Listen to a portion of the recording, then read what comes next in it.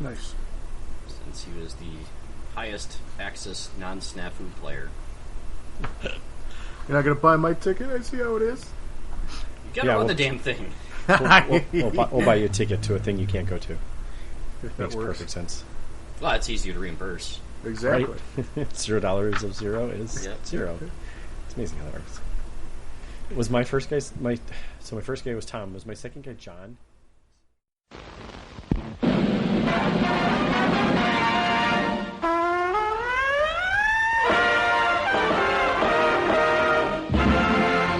SNAFU. Situation normal. All fouled up.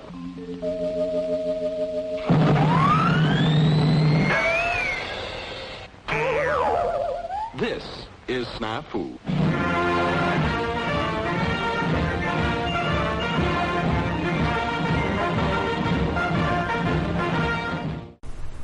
All right. Welcome to another episode of SNAFU. Theaters of War edition, right? Yeah, why not? Yeah, I mean, pretty much Theaters of War. Yeah. Okay. So it was a tournament we were all at. Right, and we decided we would record. Well, something might be I might remember something in my brain, or all of us might remember something in our brain. No, too late for me.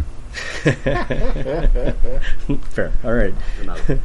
But as always, so yeah, we're going to talk Theaters of War. But first, we're going to talk about hobby, because I painted something this month, and I know Dale did because he submitted the wrong list.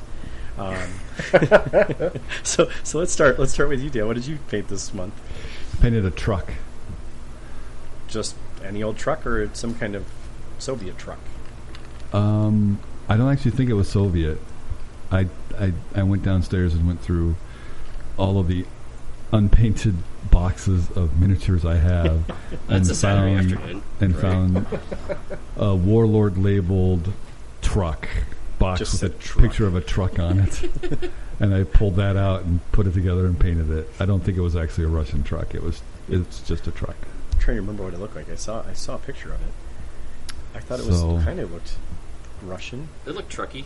I mean, it had four wheels and an area behind the cab where you could stack stuff together. And Russia's in a unique position. They could have anybody's truck. Yeah, they really could. That's whatever truck they found. Yep. They only posted like a side profile, so I can't tell. But did it have a red? Did you put a red star on it? no, I didn't. No, he got it airbrushed. That's about as good as it gets.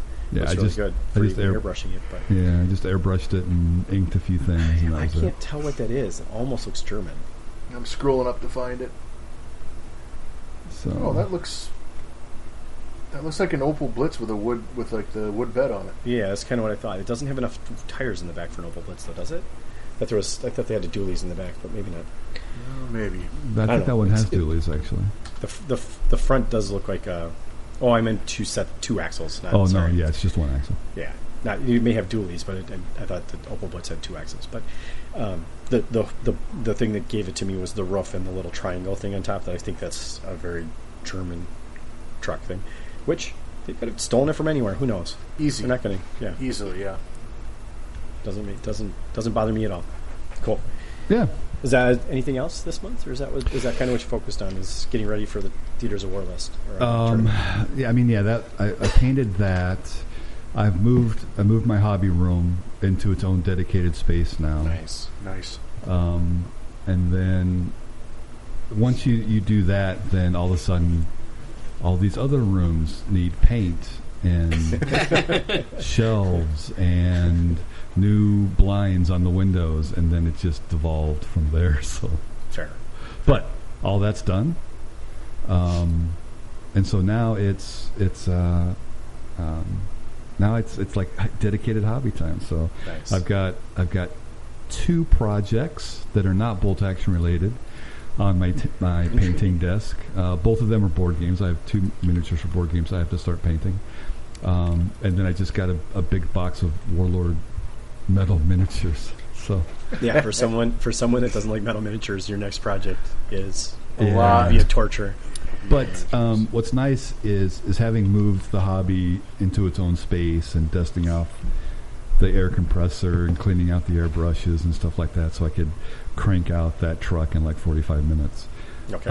It was I'm like, oh yeah, this. I kind of remember why I enjoyed this so much once upon a time, and so I'm actually now that all the other stuff with the house is kind of wrapped up, I can actually sit down. I'm kind of looking forward to turning on the compressor and breathing in some little, microscopic things into my lung. I probably shouldn't, but wear a mask.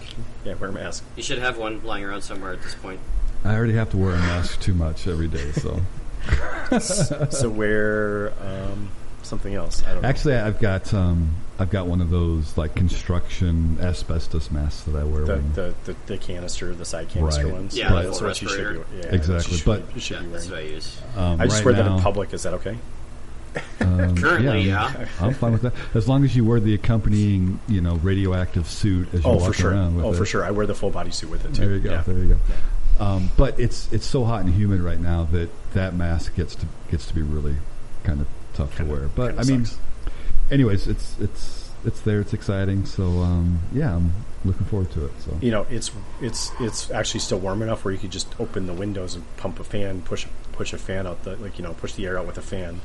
That you would not necessarily need to wear a mask, I guess. Friggin' humid, though. Yeah, that's true. Fair. Yeah, I mean, we'll have to see. We'll have to see how it goes. I mean, it's only really rough if my two projects, the board game projects, are kind of shorter, just a handful of miniatures. They're not great. Sure. But when I start cracking on with this new army project for bolt action, that's a 2-hour session, a 3-hour session. Yeah.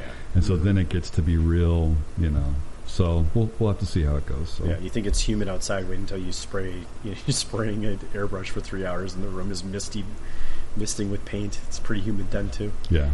So, but getting some real actual hobby. Yeah, totally. Yeah, it's good. I'm excited for your project. You're going to spend a lot of time airbrushing. I can tell you right now. I can see it coming. But that's okay. And going back through, I'm starting to think. I'm trying to think again. The exercise, because there's an exercise in depending upon how you want to airbrush, and use your brush. If you plan out, okay, I'm airbrushing these parts, and then you can either mask. Yep. There's different ways you can mask parts, or you come back in and rebase, and those kinds of things. And so it's kind of fun. It's kind of a fun little puzzle sometimes to work out. Okay, I'm airbrushing these 4 colors on these parts of the miniatures, or the 30 miniatures, or however many it is you're painting, and then you batch all that. Then you come back in with your brush and fill in the bits, and anyways, totally. That can be kind of a fun thing sometimes. Totally. Mm-hmm. You'll have a blast with that project, I think. Yeah, I think so. Unless sounds you get like I've been airbrushing wrong. Me too. The only thing that I could see that would stump you is just the fact that you're going to be working with metal miniatures again. I think it's I don't have time to really search too much. No, right, yeah. To find alternatives. Yeah. Now, see, but that's another part of the hobby that some people are like really into, and they're digging and they're trying to find the best bits, and they really spend time. Okay, that's the puzzle for them. Where can I find these bits, and how am I going to put them together and converting? I've never been any good at that, so that's not me at all. No, being able, understand. I need this, I can get it here, I'm grabbing it, and I'm just moving on with it. So yeah, totally. Yeah. Mm-hmm. Well, do you have any of those little handle things? I've you know what I'm talking about. Citadel makes them, but there's other ones on the market that have like a cover over them, so you can't like touch the top of your model. I don't have any of those. I have a bunch of big corks. Okay, same same premise, sticky tack, and I just use that. So okay. The other ones the ones I saw were interesting because they had a like, I don't know how to describe it. It's a hook over the top of it, so that instead of touching the top of the model with your hand for some reason, if you ever had to like put it in a different position, this had like a little protector over it, which I thought was kind of interesting. See if I can find a link to it. I just paint my fingers. Mm-hmm. Well, it depends on what you're doing too. If you're doing like touch up and like this, I'm talking more like brush work than I'm talking airbrush work. This is good for me too. It's like tinting it upside down and stuff. I don't paint my fingers when I'm doing brush work, but yeah, I do. I do. Actually, I take that back. I paint my thumb to get my get whatever to get the point. Paint. Yeah, get my point to get the extra paint off the brush. But I do that too. Yeah, but that's the only time I paint my hands, unless I'm airbrushing, because I will airbrush my hands. Well, if I'm airbrushing, I usually wear a glove on my holding hand. Mm-hmm. Those are also very easy to find right now too. Those pull the Michael Jackson on us. Yeah. Just on the left hand. I think he wears on his right. Well, then I'm not doing it. The reverse Michael Jackson. Yeah. That sounds awful. All right. I don't airbrush well enough to try to airbrush with my opposite hand. The reverse Michael Jackson. Sounds like a good idea. Yeah, use your dominant hand. That's for sure. Would that be she? that would be the opposite of Michael Jackson. Yes. Well, he's he, and then yeah. Anyways. Yeah, I got the joke. Yeah. Okay. I didn't get it. Could you run through it one more time? Because it's more fun when you explain it. This is going to be a 400 hour episode for Dale to explain jokes. That sounds great. Let's not. Okay, all right. Well, I'm next on the agenda, so I'll go next. I painted a Panzerwerfer 42, and I'm regretting it. No, what? Well, we'll get to it during the tournament. It looked nice. Discussion. It did look okay. I was happy with the result. Yeah. So I have 3 airbrushes, if you count my cheapo starter one. I don't. And, I don't. That one just sits in the box. It doesn't really do anything. I probably scavenged any parts I could possibly get off of it and put it in onto other things. Anyway, so I have a Chrome Extreme, or a Patriot Extreme, and I have another Sotar. And you would be damned if any of them worked. For some reason, none of them would blow paint. I was super pissed. And I'm like, I have to get this thing done. I'm like super frustrated, and I'm just like, none of these are working. I want to send them back to Badger because apparently they will clean them and take care of them. They've got charge me whatever. No, there's a lifetime guarantee on these. Oh, really? So you're supposed to be able to send them back, and they'll fix them and send them back to you. They'll tell me how awful I've treated mine. Apparently. Hey, if you do that, Pat, let me know. I'm going to bring a couple brushes over you and put in the box. I'm Rick, but I will. Maybe I will. But actually, I'm in the same boat, but it just wasn't my turn to talk yet. Oh, I was heading them off with the pass. I've never tried that, but the last Jeff's time seeing at into the future Renegade, again. the owner there of Badger Company was there, and I was talking to him because I picked up a new Sotar, I think 2020. And he's like, no, these, send them in, we'll fix them and send them back. So that's incredible. Okay. Okay, well, I will try that and return information when I find out, because I was super frustrated to the point where I just went on Amazon and bought a new Patriot. I was just like, screw it. They were like cheap enough on Amazon where I'm just like, I'm buying another one. I'll use this one until it doesn't work anymore. Way to support the little guys. Well, it's still Badger. I'm still giving the money to Badger through Amazon, but I'd give it to the small guys if I could get it faster. Right. All right. So unfortunately, because of the speed I needed, I couldn't do that. So Amazon was the way to go. Yeah. So I was able to finish it with that because I was able to get an airbrush that actually worked. So useful. Yeah. And I'm in the same boat so I was working on the Romanians, and I've now shelved them to work on another project as well. I haven't received any of the models yet, though, so I'm waiting on them. I've seen shipping notifications from one company, and I have at least 2 other orders out for other models from other places. Full metal models, by the way. Again, I'm with you. I'm doing the same thing you are doing. Suffering?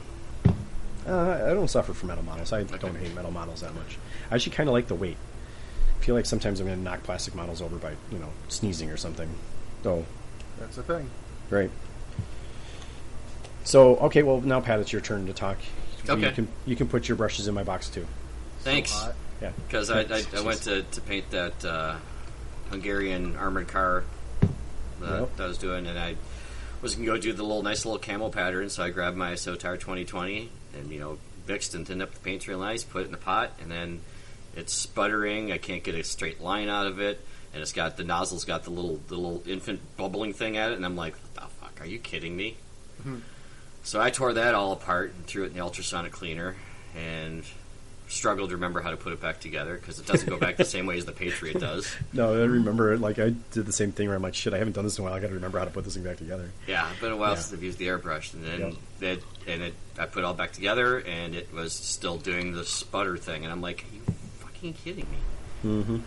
So, I mean, the Sotar is because you want a fine line with it, because it's, it's a 0.2 millimeter tip. Granted, I used my Patriot, but I use that just for my train and base coating and stuff like that, because it's really good for things like that. Right. So yeah, that was aggravating, and so I haven't finished that yet. Maybe I'll pick it up tomorrow and just do brushing on it. But now I have to clean up all the frickin' splatter marks on it. So the splatter things could be a couple of issues. It could be the pressure of your air compressor might be up too high, and your paint may be drying out. It was brand new paint bottle, brand new. Right, but if are you adding water to it? Yes. So if you're not like diluting it and mixing it too well, and they're just little specks of paint, they can get stuck in your airbrush. That could cause sputtering as well. I mean, if you cleaned everything and you don't have anything on your needle, and your nozzle is clean, then the paint and your air compression. I think I run it at 18. Which should be fine. It's almost as if your paint mix isn't. You're having an issue with your paint. It could be because I wasn't using the Model Air pre-mix stuff. I needed a specific color that didn't have that, so I had to mix it myself. So that certainly could have been part of it too. I would try like a Model Air, a different paint to see if you're having the same issues. Because then if the other paint's going through fine, then you know that it's with your mix. So. Sure. I was aggravated at 10:30 at night. Oh yeah, totally. So, but I will absolutely try that in the upcoming days. And then I also painted. So a while back, we'd all gotten some trench work models that they handed out at one of the conventions. Those D-Day landing ones. They're really nice. Mm-hmm. I put them together and painted them up, and you know what? Now I can use them for my Marines. I'll use them as lieutenants or something. So there's some pretty sweet models. Have you tried setting them next to other Warlord models and seeing if they look okay? No, the other Warlord models are put away. Those are the only two models on my desk right now. I'm just curious how they look, because I remember them being feeling like they might be a little chunkier. I think they are. Yeah. But I think that'll help them stand out as lieutenants on the table. So sure. I wonder if they fit better with like the March to Hell's models, the 3D printed ones that people are starting to like, are showing up in random places right now. Those ones are kind of looking the little Chubik, is that the term? I was going to go with chonkers, but okay. What's that style where everything's just kind of a little bloated?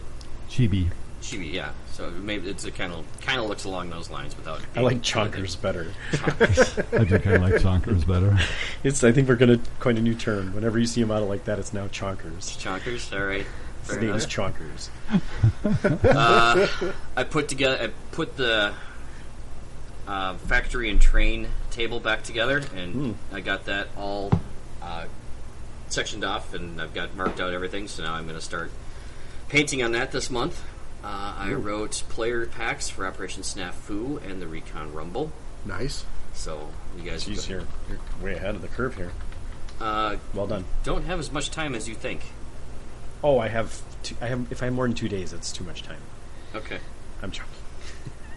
He's not wrong. As we record, we are 83 days out from Operation SNAFU. That's a long time still. That's almost 3 months, Pat. Come on. Oh, yeah, we're super procrastinators here. Sorry. Yeah, at least I am. I am. Unfortunately, I have 3 other big things happening in my life before then, so it's like I'm like, hell, that's 3 months away. I got tons of time. Well, if I'm not over prepared, I'm not prepared. So well, there has to be one of us. And that's right. Thank God there is. I'm grateful you're here. Yep. Because if it were the other 3 of us, we probably wouldn't have an Operation SNAFU this year. We probably wouldn't have a podcast. Yeah, you're probably right. I got it started, but Pat has definitely kept the ball rolling. He's keeping the torch lit for the team here. Well, as long as you guys are still having fun, we'll keep doing this. Well, I was going to say we'd probably maybe still have a podcast, but it would be like once every 3 or 4 months. It'd be like whenever I can get it edited. So right. Yeah, this works out for everybody better. Pat is on the ball. That's what we do, and then we'll see we get rolling for the rest of the hobby. I kind of stumbled across some Battlefield terrain that sparked another table idea. Of course it did. And then we have a new sponsor adding Operation SNAFU, and that's GameMat EU. Oh yeah. Ooh, nice. Oh, nice. So yeah, that's great. They extended a nice discount to me on their stuff, but shipping from, I think they're in Prague. They're in Poland, I think, aren't they? I think they're in Prague. Somewhere. Okay. Yeah, somewhere in there. Somewhere there. Yeah, somewhere in Europe that starts with a P. And the shipping from there was $55 freaking, but ouch. but they're virtually giving us a game mat, and then they'll also be submitting us a discount code that will go in our players pack too. So Nice. That's pretty awesome. yeah, we've got a couple more on board. I know we've also got GC Minis. Alan said he's gonna throw some stuff our way for it too. So Sweet. Thanks, Alan. as we get really closer, cool. we'll get the full list of all these people together, and we'll make sure they get their proper acknowledgments. But those are the 2 latest ones to add to the list. Very cool. So And yeah. I missed it, but I did try to find my army, my bolt action army at stateside retailers, but there wasn't any in stock, so I had to go to Warlords. So Yeah, I had the same problem actually. I was looking for stuff from them, but all the stuff I needed from Warlord was like super weird, like niche stuff. And you yeah, couldn't mine's get pretty it. niche. Yeah, that's fair. Yeah, It is- you would run across the actual what you're trying to do. The other ones weren't quite exactly the historical elements that you were looking for. Yeah, well, and yeah, that was. So there's always the stuff that's like Warlord Direct, and I was like, everything I needed was like basically Warlord Direct. So I felt bad, but I was just like, I can't order from you if I can't get it through. Yeah, they're going to provide it to retailers. yeah, Right. it's tricky too because I'd hate for someone to order some of this niche stuff and then have it sit there for Right. 3 years and Right. no one walks in and wants it. So Mm-hmm. yeah. Right. Someone needs to do. There's a guy on Twitter. I can't remember his name, but but he sells Warhammer stuff. But he like buys an entire army's worth of stuff and he gives it at a killer discount. What is his name? Mini Stomp. Mini Stomp. Yeah, that's like. Yeah, he's I'm a like, someone should wholesaler. do that for bolt action. Just be like, I built a Soviet list. Here, someone buy it for $120 or whatever. That was Mini Stomp was pretty cool at doing that. All right, Pat, you got anything else to share It feels about like hobby? enough. Yeah, I feel like you haven't I've- adequately supplied enough hobby updates. Okay, I've got 2 of the snares written for Recon Rumble. Okay. All right. So. Oh, maybe- I guess if you're writing player packs, that's okay. So you haven't written scenarios. I don't feel so bad now. Okay. Thanks. Gotta leave something for next month. Jesus. Oh, Pat, we're getting really close. I know. 83 days, Pat. That's not as many days as you want it to be. It never is. No, it never is. No, it never is. That's right. Right. Especially when I'm staring down at that factory table and going, well, there's a lot of stuff to paint on there, and I got to start getting those rubble kits, and we'll see how far I get when I record next month. Sure. Nope. I've gone to Jeff. All right, Jeff, what have you been working on? Let's see. What hasn't he been working on? Well, no, I stopped making the joke a while ago, and he didn't have as many updates. So. it's true. It's true. Although He this let one, me down once, and I was like, "That's it." it's true. Once in a while, I can be disappointing. That's okay. That's okay. It's okay to disappoint. It's a good expectation to have. Yeah. Let's see. Disappointment is good. What did I do for this one? Well, I obviously I painted the Italian army for the Theaters of War tournament. Just an entire army, no big deal. No big deal. So, What else did you do that Saturday? yeah, right. And you still went out to dinner with your wife. With your wife? No, Wait, with his wait, wife. I said your wife, not my wife. Yeah, he's trying to be Jeez. funny. No, so we got that. It's like 45 miniatures, and then did a little. We spent some time on a couple of the officers to make them look a little nicer. Did 3D printed a couple Saharianas and painted them up, and bought a Rubicon M1341, I think it is. I don't know. I was using it as the 1542 because nobody can really tell the difference anyway. Tank and got that painted up for the tournament. So I don't do nearly the weathering other people do, but most Italian tanks, I mean, for goodness sakes, they were there for like, a day before they got a round put through the hood. So I didn't think it'd be that big a deal. Anyway, it was a lot of fun getting all that done. And then I fired up the 3D printer again, and I'm printing through a table I'd started working on last year. And I decided to change it just a little bit, so I'm adding a couple buildings to it and fancying it up a little bit. So Nice. that hopefully should be done printing here in the next couple days, and then we'll start painting. So I should have a couple, 1 or 2 new boards for SNAFU, and we'll go from there. Nice. So Nice. staying busy. That's the thing. That's the thing. Yeah. Cool. All right. Well, sounds like we all got hobby done this month. I don't know if I stopped checking the bingo card. I should probably check the bingo card. I didn't check anything off. Yeah. Okay. And since this always comes with hobby, we are going to talk about the contest because it's not quite the end of the month yet, so we are not going to draw it online this time. We'll do a drawing on the Discord, so you guys will see it as soon as it happens, but it'll be after August. So sometime after August we'll do it. Still stuff is rolling in, seeing some cool tanky things, some trucks. I saw a 3D printed truck today. So cool, keep going. We're almost there. Probably be over by the time this, I don't know when Pat's going to get this done, but I'm assuming it'll probably be not in August anymore. Maybe. Tricky. Pat's like doing the calendar work right now. And we're going to, screw it, we're going to do it live. What is our next month challenge? I think we should go back to some kind of infantry unit again. Another infantry unit? Yeah, should you do like at least a 6 or 7 man squad something? Do you have something 6 or 7 man squad on your desk, Pat? No, I got a bunch of Soviet anti-tank things on my desk. Oh, okay. 2 bomb dogs and an anti-tank rifle. Yeah, you're working on Soviets now too. Man, you're working on it all. You've got them all. Well, Soviets, because that was going to be my next project, but now I don't think that's going to be a specific project. I think I might just do some, I think I mentioned last time, trying to do some more Hungarians, because they've been laying around for over a year. I should probably get some attention. Not to mention that my poor entire German army has been laying around for 3 years and still in boxes, but, Yeah. Do we, do you want to do open? Do you want to do an open month? I think I'd be okay with I an thought we open just month. basically said vehicle this month, and that seemed relatively open. It is in regards to, But part of the book, but like open could be anything.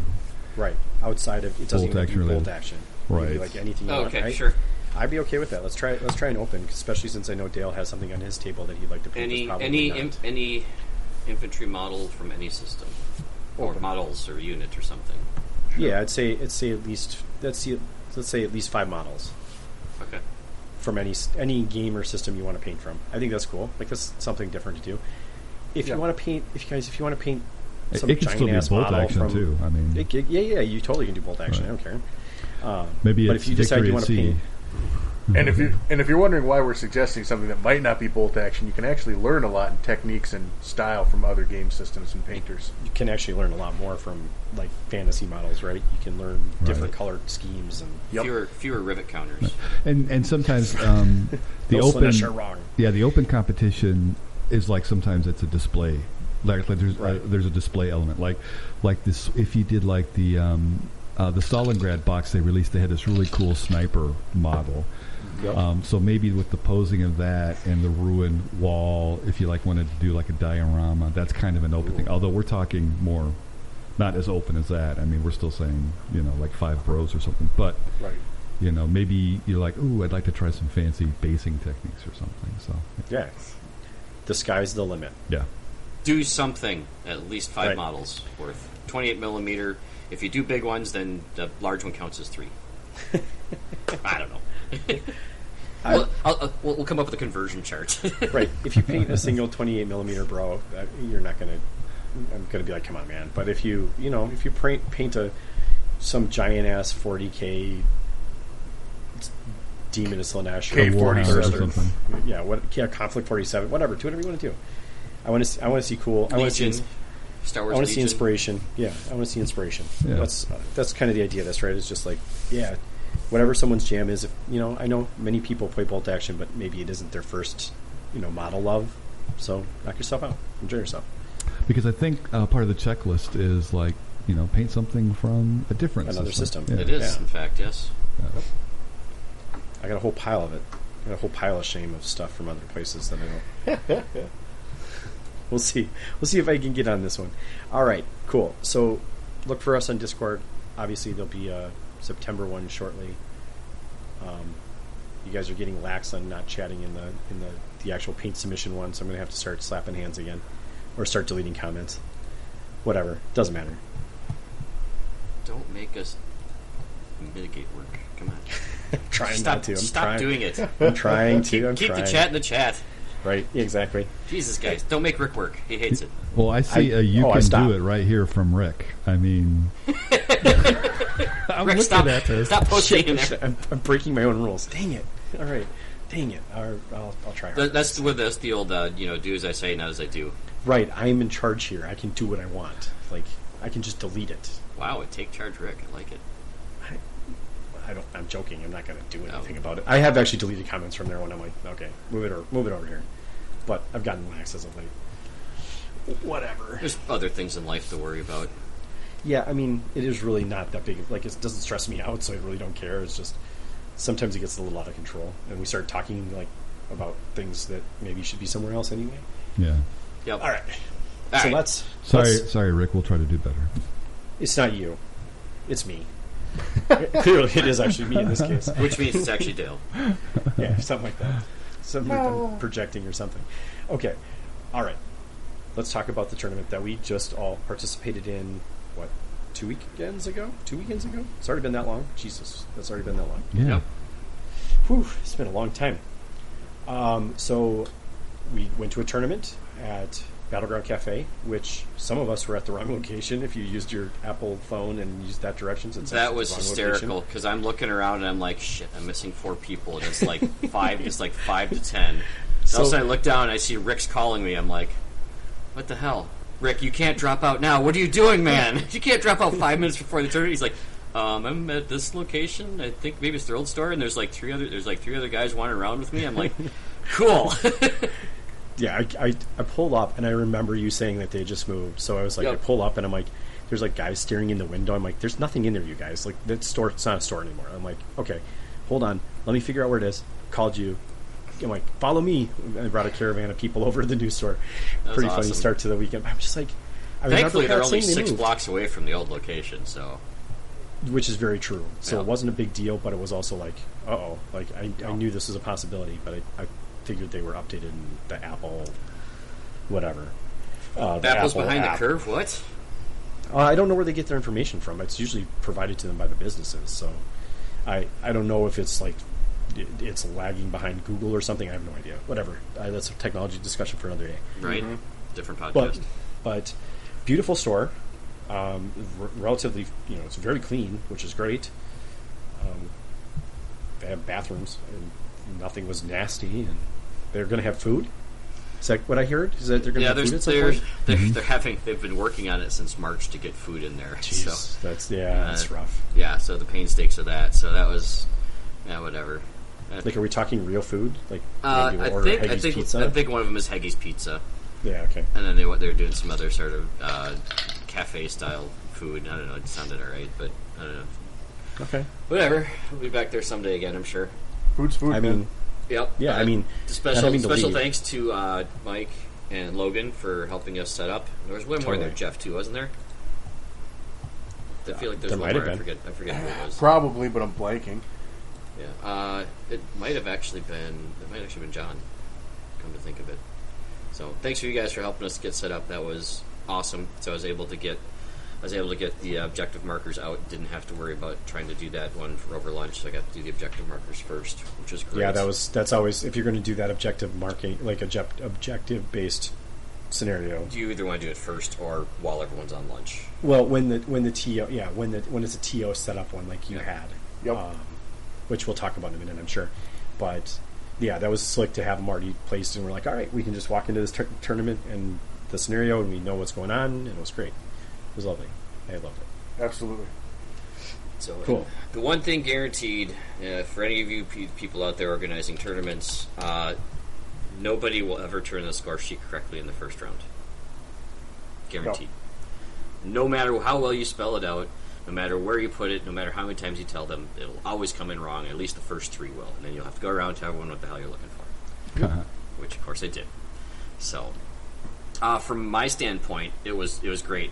We had one drop the night before. He had some mix-up with what his job was supposed to be doing, and he had to quick run out of town on a short notice. So, thankfully, we had Logan set up to be ringer, and we didn't have any other drops. Rick brought the other people that were missing with him, so that was handy. And then that just handing out everything, I felt was the smoothest setup I'd ever had. So we had all the new guys. John Russell had provided 2 sets of sprues for all those guys for their next army, because 2 sets of sprues is a squad, and now you have a squad, and now you need to go buy more. You know, that's the First taste is free. Yep. Yep. So I had everyone. I picked up these stupid little party pack plastic baggies and had the scenarios in there. And we were doing the COVID restrictions just because it seemed like the wisest thing to do given what's going on in the world today. Yeah.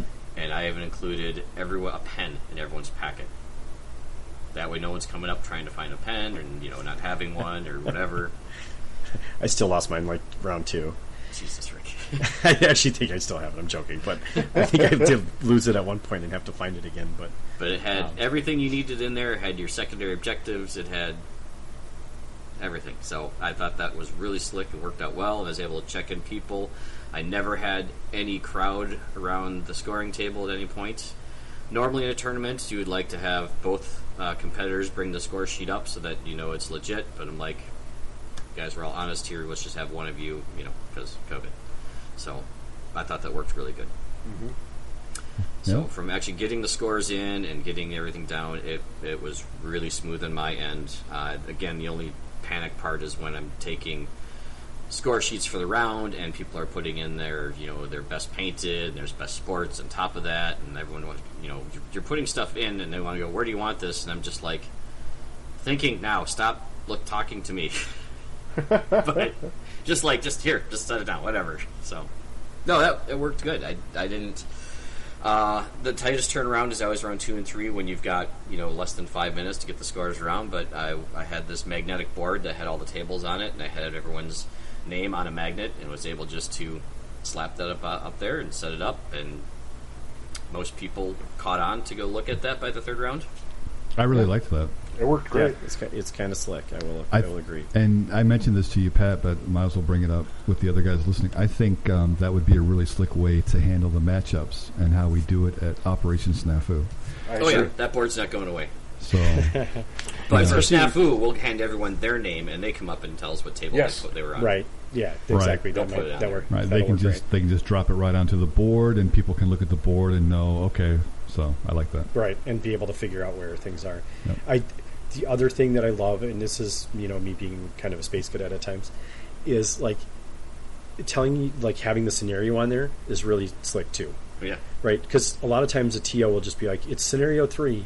They yell it out before, and then like you get halfway into like getting your shit to where it belongs.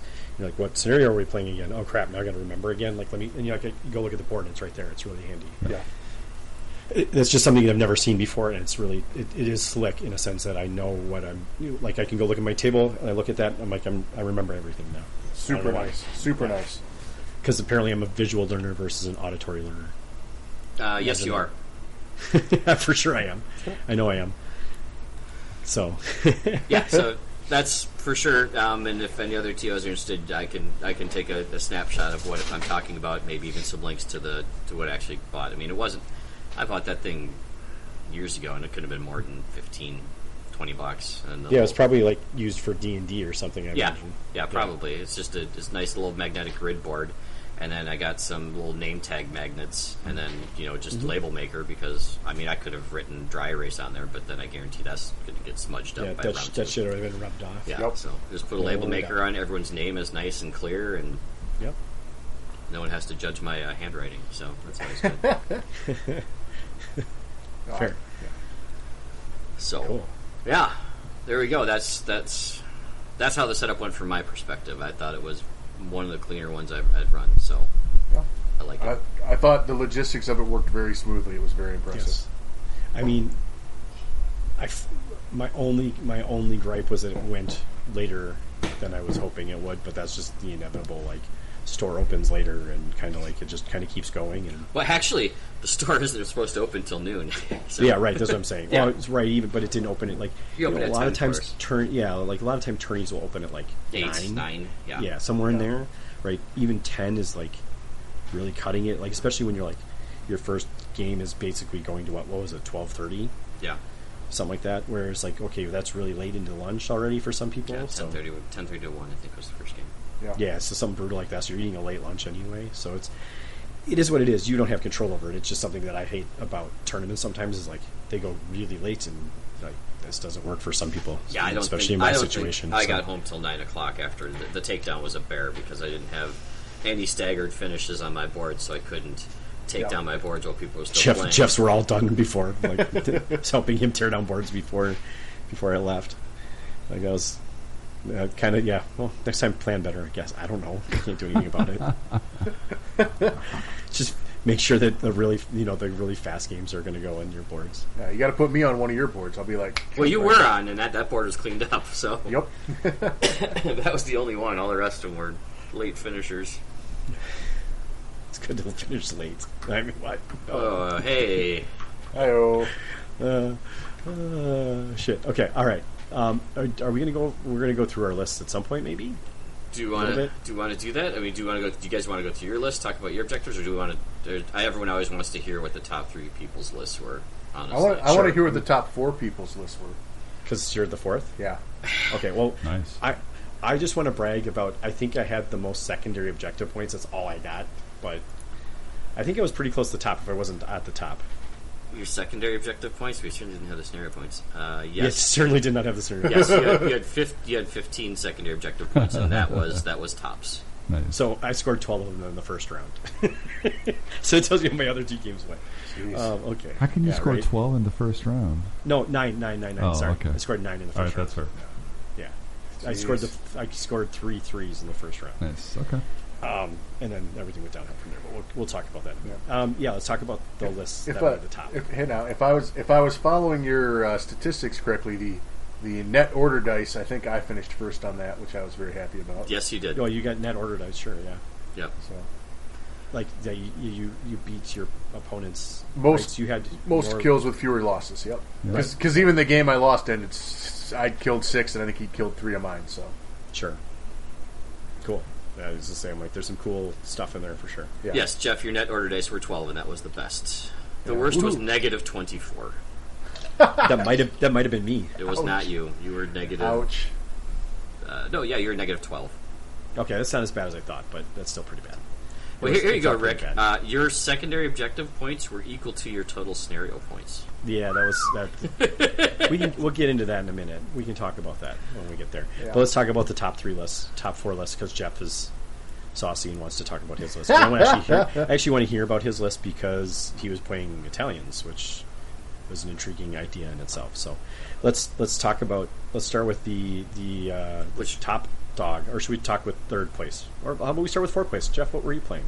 Well, you want to start with me? Okay, sure. I was playing. Well, obviously, I was playing Italians, like I said, I was, and they're late war, so they're the fascist holdout Italians. And the reason that's important is because there is the veteran paratrooper entry for Italians that allows them to take 2 Panzerfausts in the squad. Sure. So I had 3 8-man squads. With each squad has 4 SMGs in it and has 2 Panzerfausts in it. I just took a 5-man squad of just stubborn and those 3 squads are. I paid for Fanatic as well. 2 points. 2 points a guy. Yep. Okay. 2 points. Ouch. It hurts, but you got to pay it. Well, that's better than 3. Yeah, it's good. That's a good price for Fanatic. Oh, Fanatic is 3, isn't it? Okay. Yep. You're paying an extra point per trooper because they come with stubborn. Right, so they're giving you stubborn and Fanatic at the same time. Interesting. Yeah, okay. You're basically upgrading your stubborn to Fanatic for 2 extra points. Yeah, because it's just saying like stubborn kind of overlaps. You would never use stubborn if you're Fanatic. Correct. That's right.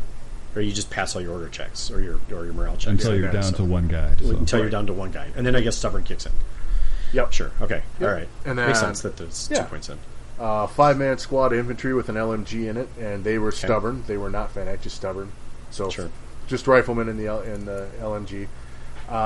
We brought a veteran anti-tank rifle team, a veteran medium mortar with no spotter, a truck that was regular with an medium machine gun on it, a Sahariana, which is a light soft skin armored car that had an autocannon, and that has to be veteran. That's the only choice with it.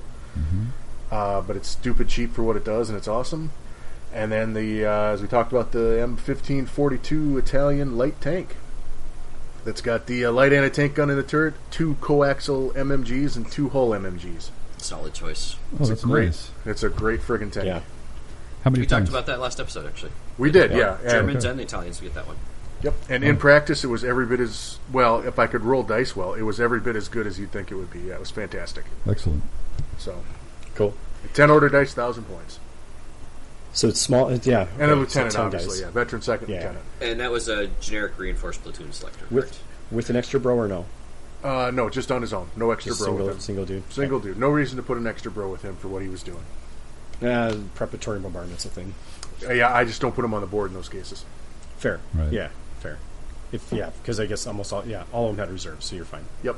Yeah. Cool. So, yeah, no, it had to be generic reinforced platoon because the theater selectors list don't contemplate anything after Sicily for the Italians in the book because I don't know, because I guess they don't give a shit about Italians, but whatever. Well, that's very obvious. But that only gets worse when they crapped all over them in the Western Desert book too. Yeah, They cheesed everything else, but still crapped on the Italians in there somehow. It's like, Guys, I'm hopefully optimistic that the Italian book that's coming in the near future is going to solve all the problems. Yeah, I bet they find a way to make it worse. Some Italian man stole some developer's wife at some point, and he's never forgiven him for it. Hating everyone for it. Yep. I would believe it actually. They don't do a good job. Hopefully they don't. I'm optimistic. I'm optimistic, guys. They've got to do it at some point. They've got to fix the Italians. No, you would actively have to try to make it worse. So there's that. There's that. I mean, they could give them Tiger Fear. They could give them Tiger Fear of their own tanks for some reason. Yeah, right. They could give them access support would be really nice. Well, if you want great. positives, access support would be one of the best rules you could possibly give them. Yeah, that'd be amazing. That'd be great. The only reason why Hungary's viable. It helps significantly. Yeah. Well, same with Romania. Like, it's really is just being able to access that. Yeah. I guess they got other things going for them. But anyway, okay, cool. All right, so that was Jeff's. I know we got to do the third place finisher. Yeah, was that Ian? That was Ian. He had a U.S. list. This was a theater list from 1945 Operation Grenade. This list, I was like, dear Lord. All right, so in his first platoon, he's got an inexperienced second lieutenant. He's got two 11-man squads of regulars with two BARs. Yeah. He's got an Air Force forward observer at regular. He's got an Air Force forward observer at regular. I see a theme. That wasn't skip. That wasn't a skip and a repeat there. That was actually two separate entries. Yep. Mm-hmm. And then he's also got a bazooka team. Yep. And then in platoon 2, he's got an experienced second lieutenant. He's got an 11-man and a 10-man squad. Obviously, points being shaved there. Regular, each still with two BARs. An Air Force forward observer, and an Air Force forward observer, and a bazooka team. So let me count that right there. That's two bazooka teams. Yep. Four forward observers. Yep. Two And two inexperienced second lieutenants, and four big squads. Effectively 4 full-size infantry squads. Yep. Nice. So with being American, that's a total of 8 airstrikes you can bring in. Yeah. That's if the first 4 come in. Right. Yes. Right. Yeah. The first 4 get completed, then they can all call another one. And the Air Force observers aren't killed. So right. Yep. Wow. Right. I think he was on a Bring Back Flak campaign or something because most people seem to have dropped those off a little bit. They have. They really did. Yeah, because there aren't very many things that don't open your top and do other crazy shit on top of it.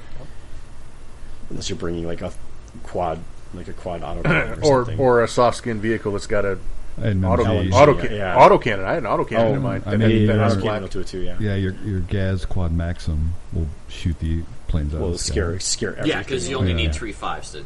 Yeah. But you also have to be within 30 inches of where he puts that plane down as well. Yes, so there is that too. 30 inches is pretty big when you're bringing in an airstrike, though. Yes. So all his opponents really got an in-depth look at how airstrikes work. Yeah. Yeah, everyone's forgotten how they work for a while. Yeah. So. But eight a game is no joke. No. It's just quite a bit. Kind of scary. I would have loved to have heard his came in on target to came in on himself ratio. Yeah, that's a good Now, point. I actually played against him with that list way back when we were for this lockdown. We did it on Tabletop Simulator, and I think there was 3 of them when we played that went back in his lines, and he got a total of 6 out, so he didn't have a great ratio on that. Yeah, that sounded great, but I don't know. It's a very feast or famine list for sure. Yeah. It's got some serious, scary stuff going on in it, but I don't know. There's something about it that makes me intrigued. I think it's just a fun list, honestly. Yeah. It's one of those things you dream up. It's like, ooh, if this goes off, how much fun would that be to see it happen? Yeah. Yep. Yeah. So fair. It has some potential. Obviously, I don't think Air Force observers are super hot, but again, this comes over the like you spam the shit out of something enough, it will eventually work. Right. For you. Right. If you have 4 of them on the table, yeah, something might land on you, but you're going to maybe land 3 on them, and that's going to be potentially more devastating. So, yeah, it is what it is. Yeah. It's an interesting list. Yeah. And it obviously did okay in a tournament that Yeah. had 20 players or so, right? Yeah. How many players were there, Pat? 24. 24. It's pretty good. Yeah.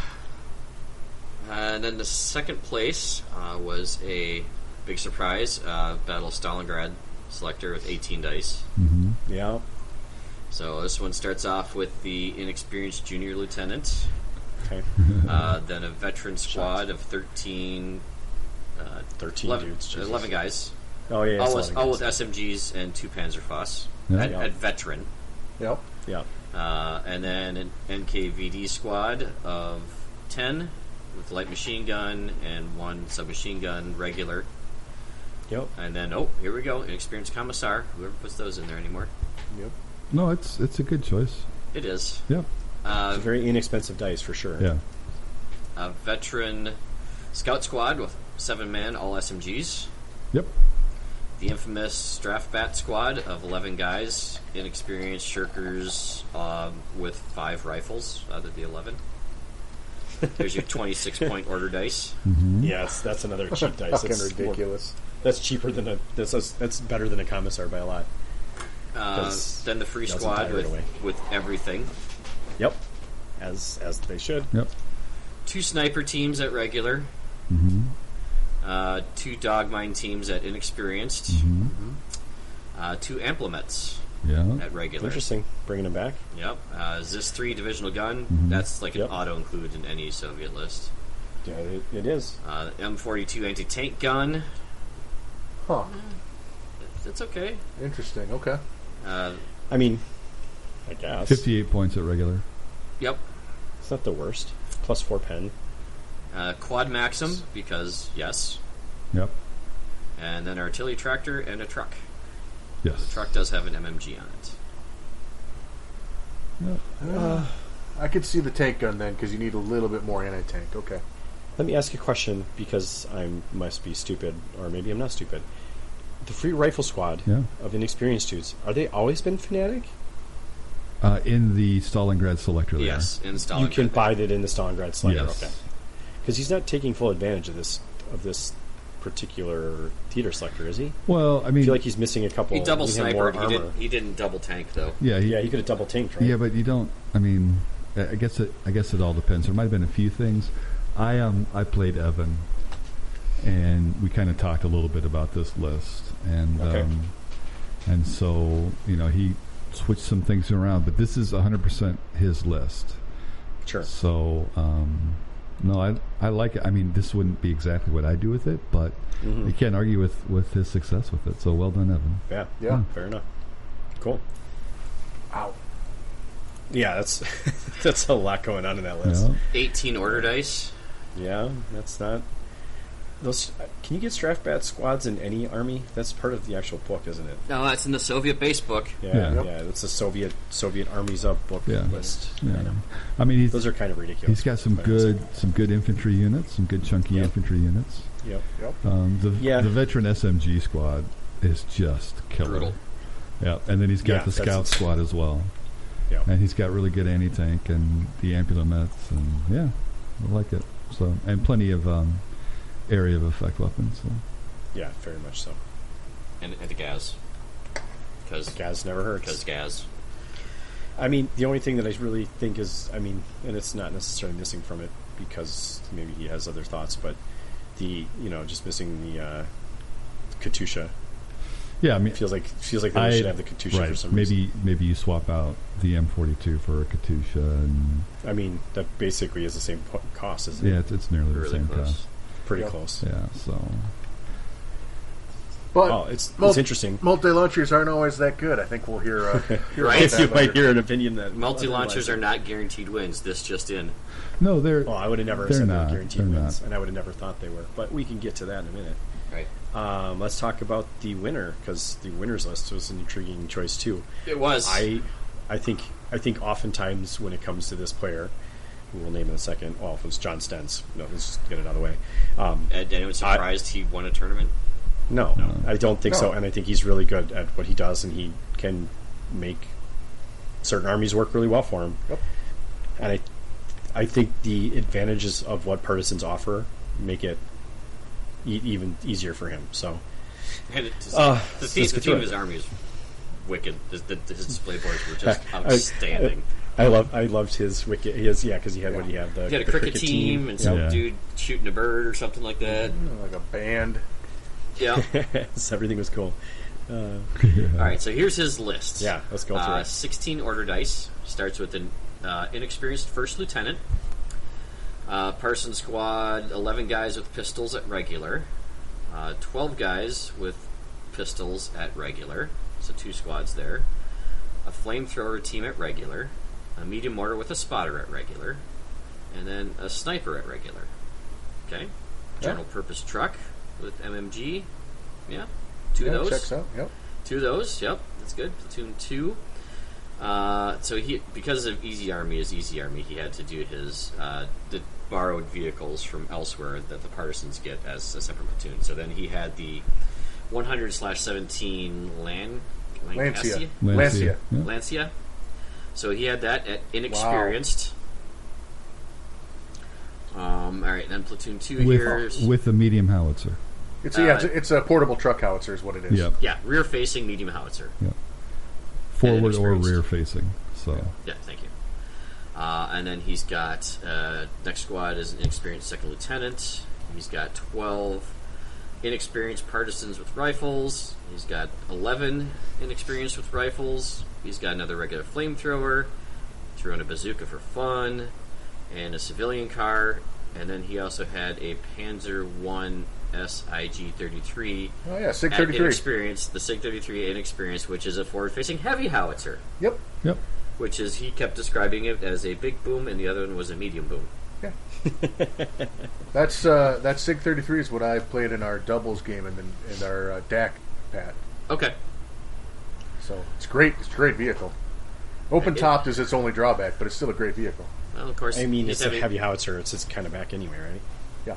Yeah, he just moves it on and it stays at the back. Yep. Staying out of the way. 100%. Nobody's going to shoot at it. No. Yep. So yeah, there you go. There's a very well crafted partisans list. I honestly Yeah, must I'd say. like to talk to him about his inexperienced squads and see how he feels about them. Just from a They stay back. okay. Are they just guarding or Yep. Like he's okay. Yep. Interesting. So Okay. the regulars he can push forward with the trucks. He gets into a long range firefight. Well, Mhm. indirect firefight if he has to. Right. And then pushes forward selectively where he can press the advantage. Okay. Because I Interesting. played him, so I know how to Right, I play. was going to say, we'll hear some more in depth about that a little Yeah. later. Yeah. Yeah, we'll get through that in a second. But okay. Oh, he's got a bunch with pistols. I missed the pistols in there. Yep. Yeah, it's two big squads with pistols each. Those are the regulars. Yep. Oh, this is the regulars. He's pushing Regulars up, so with he's getting pistols. them into nice and close. Yep, so the pistol guys are in the trucks being pushed up the line. Yep. So they get to assault. Yeah. Cool. Awesome.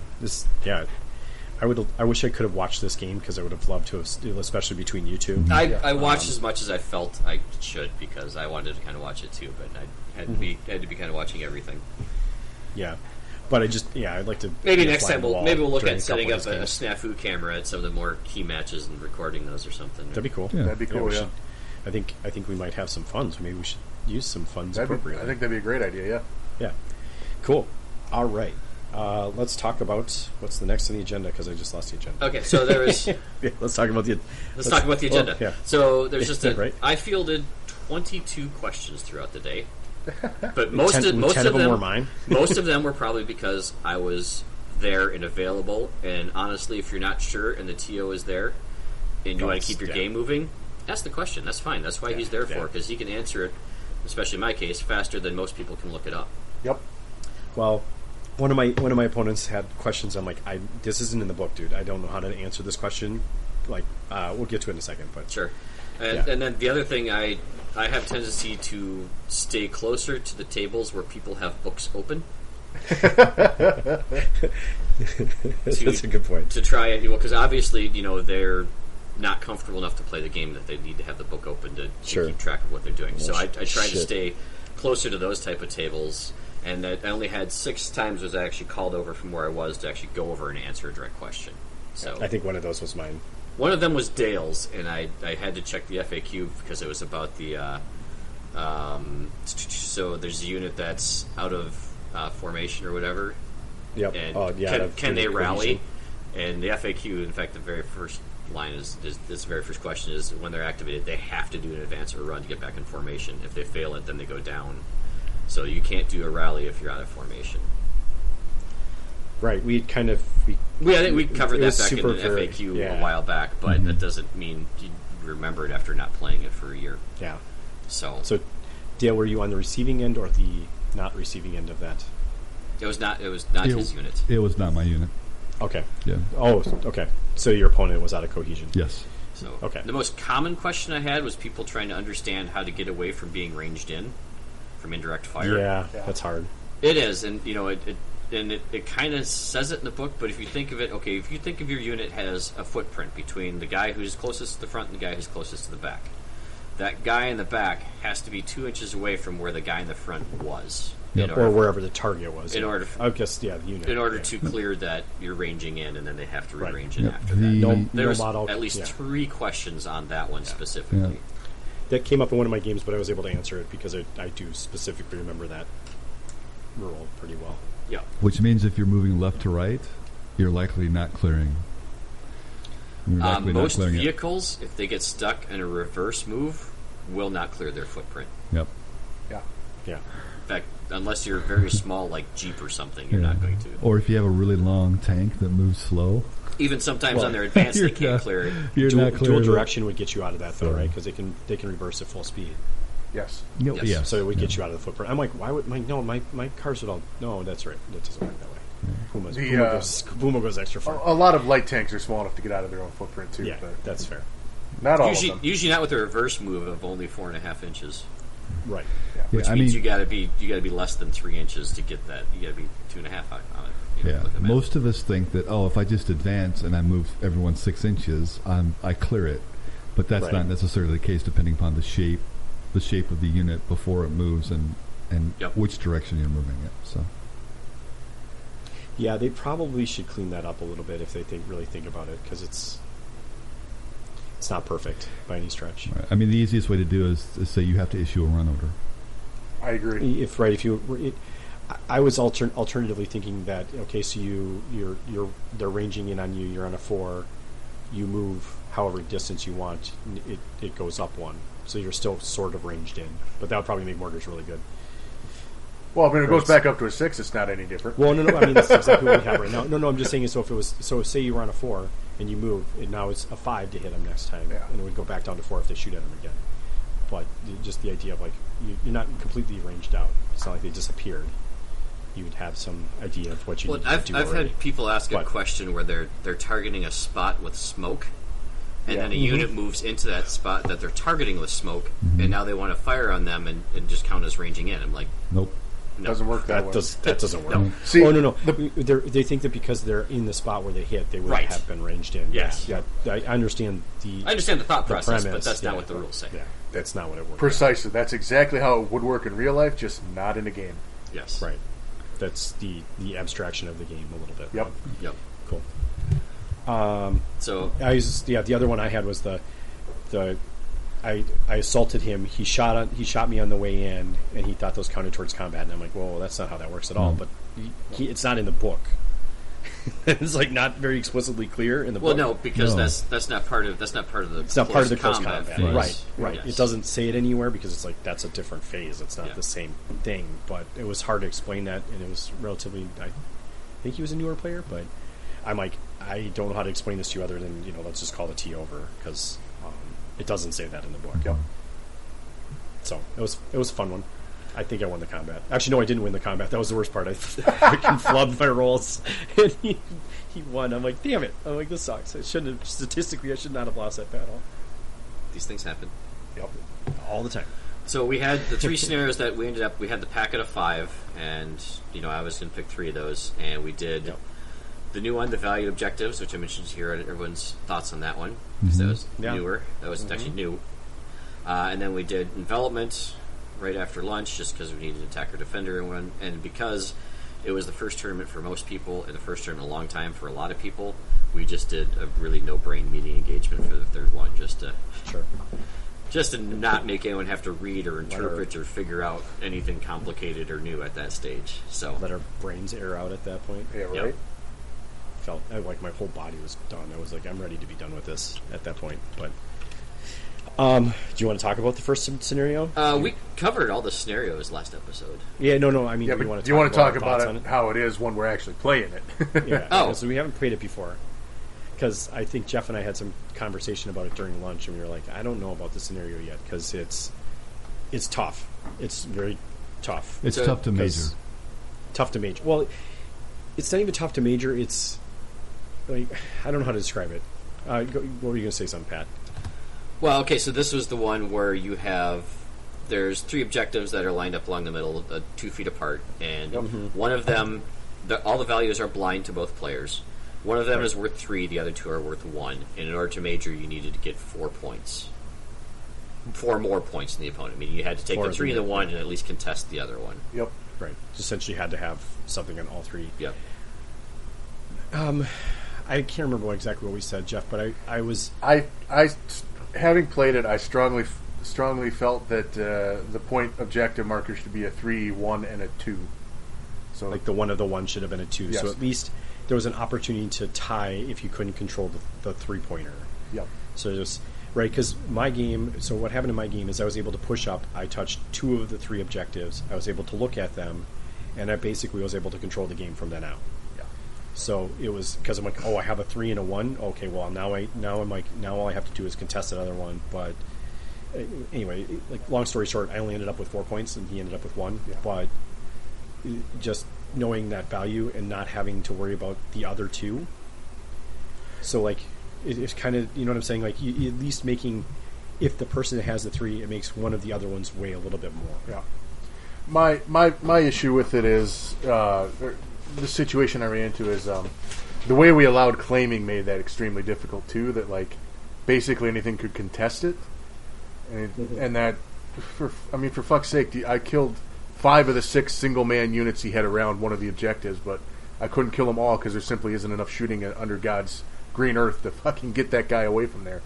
Right. So I have 8 guys on the objective. He has 1 guy sitting next to it, and it's like saying, oh, fuck you don't get this objective. It's like, well, great. Should have assaulted. Jesus, I assaulted 2 other ones.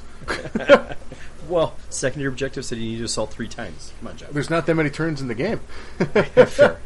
And the other issue with this one is I like this scenario, but some boards make it really difficult. Like, for instance, one that's got trenches everywhere. Because you have to begin the game by committing that any one of those objective markers could be the 3-pointer. But when you find out which one is, you have to get your shit over there, because the only way to win this game is to get on that one. Yep. And it's very difficult to move guys across a board in a 6-turn game when there's difficult terrain everywhere. Yeah, I would agree 100% that it feels like you're almost gambling, because some armies can't spread out that thin, I guess. But I mean, some of that isn't building your list, I guess. But it would feel, I would be upset if I'm playing with a smaller list and like I can't touch all 3 objectives. Yeah. I don't know. I like it too. I think if you took the 2-point idea and tried it again, I think that might be enough to make me feel okay about it. Or, at some point, don't let small teams contest objectives, and suddenly it becomes a much more interesting game. Or models in range. Like, you have 8 models, he's got 3, you win. Yeah. Like, it's more definitive or something like that. I don't know. Like that. Yeah. The problem with letting anybody contest is it favors order dice spammers. Right. Sure. Because you just have to move something in to hold on. Right. You just hold on. You just have to get a guy, 3 different single-man units in hard cover and just have him go down for, the last 3 turns of the game, and you're like... Right. Right. I don't need that one. I'm just going to hold. So we just go Operation Snafu on it and say small teams can't contest. Yeah, that'd be the ideal. Which is a standing rule of engagement at Operation Snafu. Yep. Yeah. And it would have changed I would have still lost my first game with that change because I was contesting a 1-pointer with the single man unit, but I would have gotten it. Well, I would have gotten the 3, and then he would have gotten the 1. So I guess it would have been a minor for me then, but whatever. I don't know. I like it. It just it's close to perfect, but it's not quite there yet. Yeah. It still played okay. I still played okay. Yeah. Yeah, we only had 2 players that made a major victory on that. I'll let you guess what the first guy is. Well, yeah, and that's maybe the other thing is that Stenson Gregor, I think. Yes. Yeah, that particular scenario is like, hey, partisans, you want a free win? Right. Here, put some put a bomb marker on each objective, and he did. Well, yeah, because of course you should. Because why would you not? Because they'll blow up everything in around them. Yep. So it's a very strong scenario for partisans. Yes, for sure. I like this scenario. I think minor tweaks would make it just that much better. Quite honestly, yep. I like the scenario. It just I think a couple tweaks would change it for the better. Yeah, we can get into it in my round 1, but I had feelings about it. Do you want to do a quick break before we go into all your guys' rounds? Sure. Probably not a bad idea. Yeah, take a quick break and listen to some music. We'll be back in 3 minutes. Give or take. Unless it's like the sound of a Nebelwerfer. I didn't do that last time. I'm not going to do it this time. Aww. Someday I'll edit one of these and I'll put it in there just for my own. Someday just cold open with that shrieking noise, and we're like, "Oh God, rest in peace, headphone users." Just all the way up, like just destroying speakers left and right. I hope nobody does that. We won't do that. We won't do that. I tell you that, and we'll do it. Well, now I have to do it. No, we like our listeners, and we'd like them to keep listening. Yeah, if they don't have ears anymore, they can't listen. So we gotta protect their ears a little bit. It's true. All right, we'll be back in a couple minutes. Hope you enjoy the music.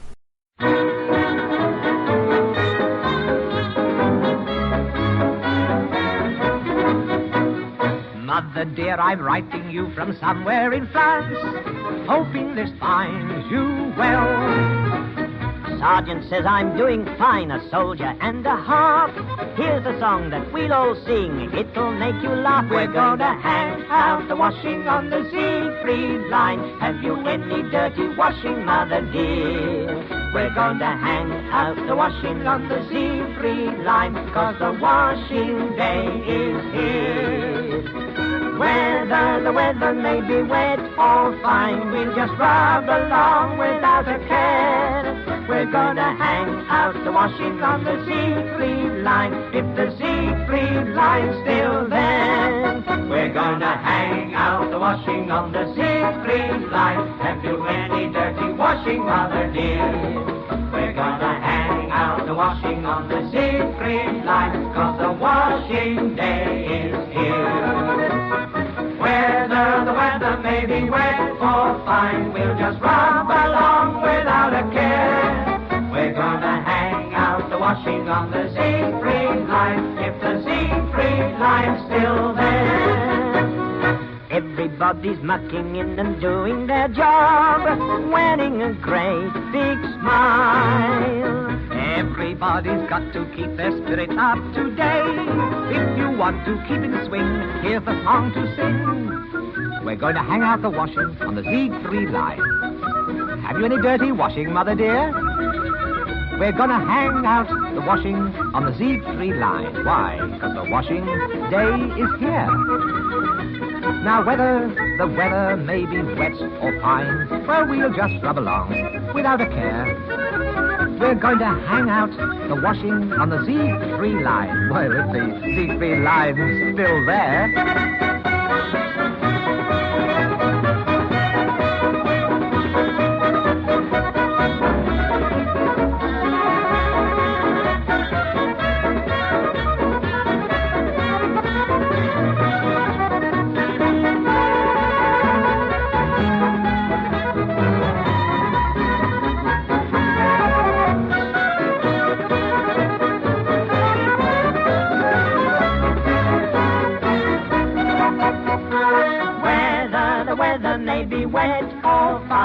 just run along without a care. We're gonna hang out the washing on the Z3 lines. If the Z3 lines still there.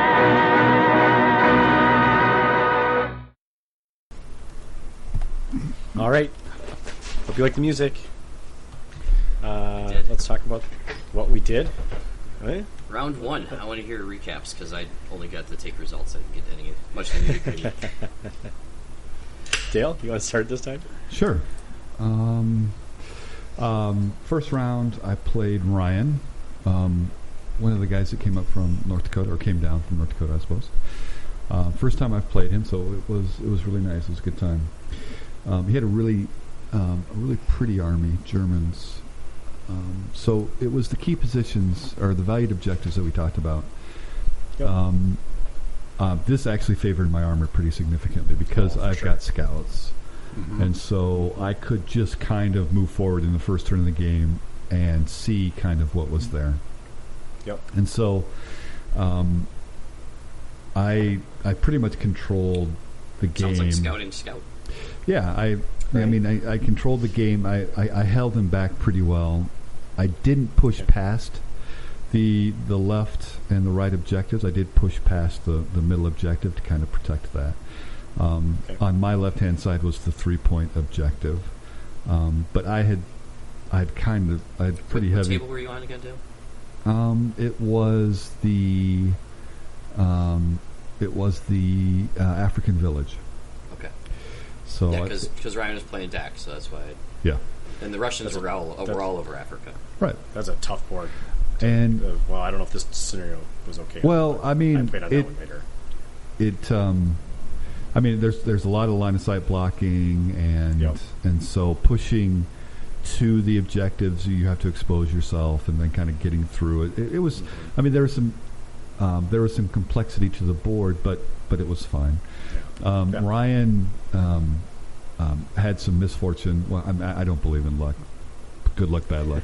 But he had some bad timing in that he had a group of 5 Kubel wagons, and they weren't coming on his reserve roll. So I think he missed them like on 2 rolls. But what ended up happening was in turn 5, he rolled them up onto the 3-point objective. Okay. And so I was there too, and he couldn't push me off, but he could contest it. And so I'm looking at that, and I'm like, okay, so how do I get rid of 5 vehicles that are on the objective? That's a Western Desert unit too. And I'm like, okay, you target them individually, you charge them individually. I would have had to have killed 3 or 4 vehicles, and I don't know that the last one was within range. Well, it's still a unit, so you treat it as a unit. No, you charge. Oh, well, I mean, it's one order dice and at 5 vehicles. It's a unit. It is. Well, no, it's not. I don't think it is 1 order dice. Yes. Wait, it's 1 order dice, but they are targeted and charged individually. We might have to have a discussion about that later. But it's probably one of the most controversial units in the Western. In any event, that's how it was explained to me, and so I would have had to have charged it 5 times to clear them all off, and shoot them 5 different times to clear them all off. Alternatively, if it was a unit, he would have pulled the models that were furthest away from it. I guess you would have probably killed the unit if he destroyed enough of them. That's a messy. Close combat and killing soft skin vehicles is probably not the easiest thing in the world. Well, but if you kill one and it doesn't kill any back, you win automatically. And they would all die if they're treated like. I didn't think that's how we. I thought it worked. Doesn't sound right. In any event, maybe we played it wrong. In any event, so effectively what that meant was I could only minor it because I couldn't push. Sure. The 5 vehicles off of the objective. To follow up in episode 65 on that in particular. So, and perhaps we just played it wrong. I mean, there was no shenanigans or anything going on. I mean, legitimately, that's how we thought it worked, and I had no reason to doubt that we weren't playing it correctly. And either way, I mean, but that's a thing in tournament play. Right, and so but I mean, I had controlled the board. I'd cleared off almost all of his units. It was just that one that I couldn't shift, and so I finished up with a minor win at the end of that one. It was a good time. Sure. I had a lot of fun, and it was nice because we finished the game, which was kind of my goal for the tournament, to try to make sure I finished all of the games and just kind of get back into it. But after the first game, I'm like, because I didn't really want to push the list because I didn't have the list that I wanted to take anyways. Right? You had a truck, for God's sake. So what was thinking? I'm just like, I'm just trying to have good games, push everything forward a little bit and maybe try a little bit of testing with some units that I wanted to see if I could do anything with. Cool. But when you kind of win, then you can put some pressure on yourself, like, oh, well, maybe I owe it to the list and myself to see if I can't do something with it. And so push a little but harder. But I wasn't really prepared. I just wanted it to be a nice, easy going day. But it was a good start. Ryan was a lot of fun, and I enjoyed playing. Really pretty army. So, and he played it well. I mean, he was able to figure out where he needed to go, and even in the end, even though I had depleted him significantly, he still was kind of in a position to kind of push on the left and the right, kind of giving him a couple of different options. So he stuck to it right to the end. So yeah, it's a good game. Cool. Okay. Well, I played Tom. I don't remember what table number we were on. We were on some kind of one of Jeff's train tables, I think. One of your newer train tables, if I remember correctly. Mm-hmm. Yeah. And he was playing Americans. I was playing Germans. First of all, I will say, going in with the list I had, I wasn't super happy about the list I had, but it was like, I have these models painted, so I'm going to use them. I maybe would have changed things up a little bit if I had time to paint some more models. But anyway, so I used as much of it as I could. And I was able to get up onto two of the objectives before he was able to get near them because of the train, like the linear blocking line of sight. There was just a linear obstacle he couldn't get across, so I was able to get to two of the objectives first and was able to locate the 3 right away. Mm-hmm. So I had the 3 in my possession turn 1. Actually, I think it was turn 1. But I knew what we were looking at and basically was able to hold on to that the whole game. Primarily because he dedicated a bunch of resources to taking one of the other objectives, and I think he kind of felt like he couldn't get to the 3 because I think he thought the 3 was at the other end of the table, and instead it was actually in the middle of the table. Mm-hmm. So I asked you about this during the lunch, Jeff. So we both got to one objective. I think we actually both got to one objective turn 1. I had actually a unit that was just short of being able to get to the third objective. And he said something about, well, at least we're both disappointed. And I was like, yeah, at least we know where they are. And having seen the 3, he kind of was making it sound like I'd seen the 1. I felt like I deceived him a little bit, but I don't think I did because I'm like, I know what it is. I'm like, I don't know what to tell you, but I'm not going to tell you it's the 3. Like, I'm not going to tell you it's the 1 either, but I'm not going to I'm not going to tip my hat. Like, I'm not going to give that to you so you know what it is.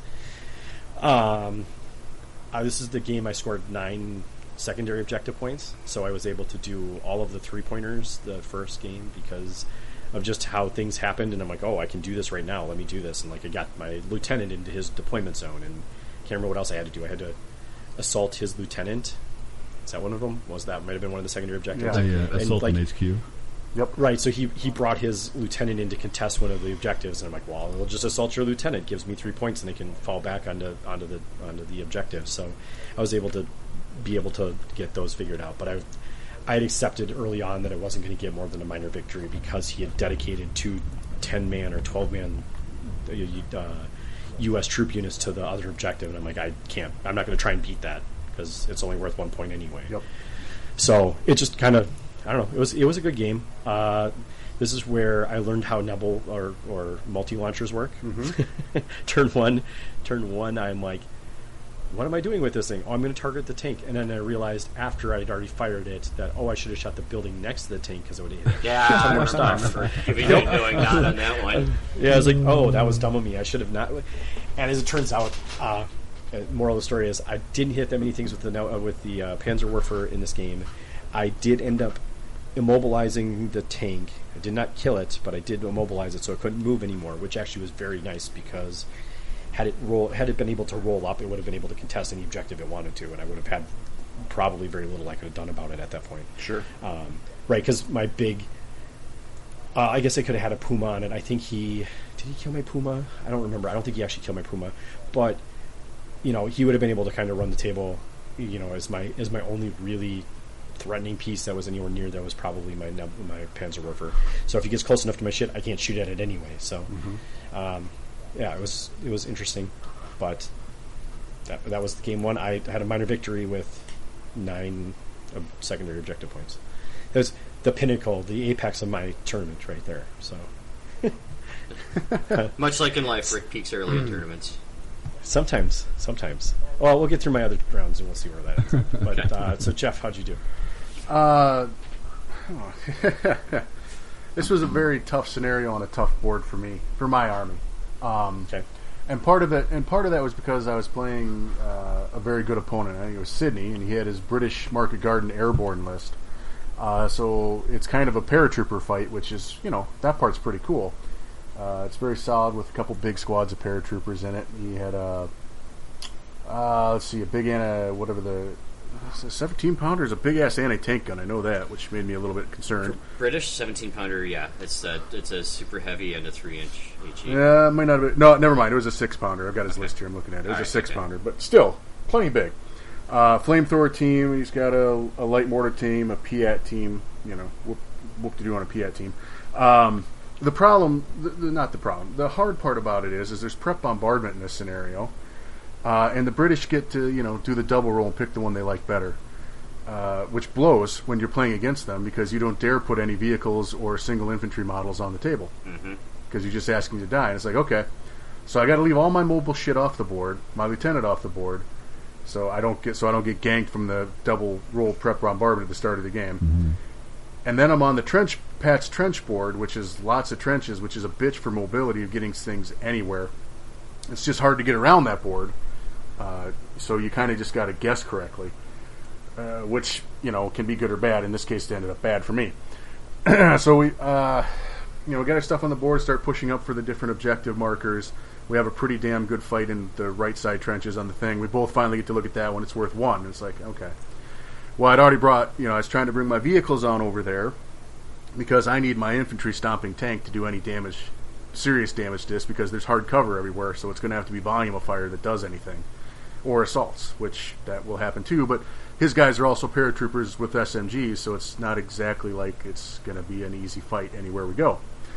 And then my dice rolls for getting units on the table flubbed, so it wasn't until turn 3, I think, before my vehicles started showing up, which cut... Jeez, Jeff. I can't make a fucking veteran roll to save my life. Like, they're just terrible. I think I failed 16 order tests with 1 or less pins. You might as well just go regular at that point.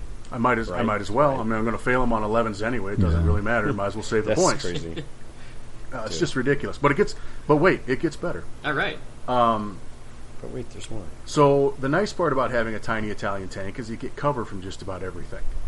Right. So those trenches were providing me cover, so I could roll up, not with impunity from that anti-tank gun, but I wasn't really concerned about the anti-tank gun. So I roll in, I chew up some infantry squads with it. That part's pretty cool. But it's very clear after I've done some moving up the middle that the 3.1 isn't directly in the center of the board. And we both found it and knew it. And it's like, well, shit. Because I've got, one small infantry squad that's just getting shot by everything, and then one of my bigger infantry squads moving up the trenches to try and take it. But they're getting hit by stuff and getting pinned. They got like 5, 6, 7 pins on them. So they're not really going anywhere. I mean, I rally, clear some pins, they get more pins on them. They can't do anything except sit there on that objective. And he moves down a lieutenant, his artillery observer, his Piat team, a medic, and the remnants of some other fucking squad I shot the shit out of. The whole flamethrower team. So there's like 8 order dice around there I've got to fucking chew through if I want to clear that objective and claim it for myself. And there's just not enough turns in the game to do that. Nope. I mean, I'm working on it, and the game ends. He's got one, I think it's his medic standing there contesting that objective against my infantry squad with like 6 pins on it, and so that one's a push. And I did do the same thing on the left side by bringing on the armored car and the lieutenant, and he had a full squad on that objective, and I contested it with the armored car and the lieutenant. But my favorite was trying to kill those guys in the center. I had to take a chance, so I turn the tank and I drive it right down the side of those trenches because it's a small tank. It can get a good clean shot to start wiping out infantry that's hiding in that trenches.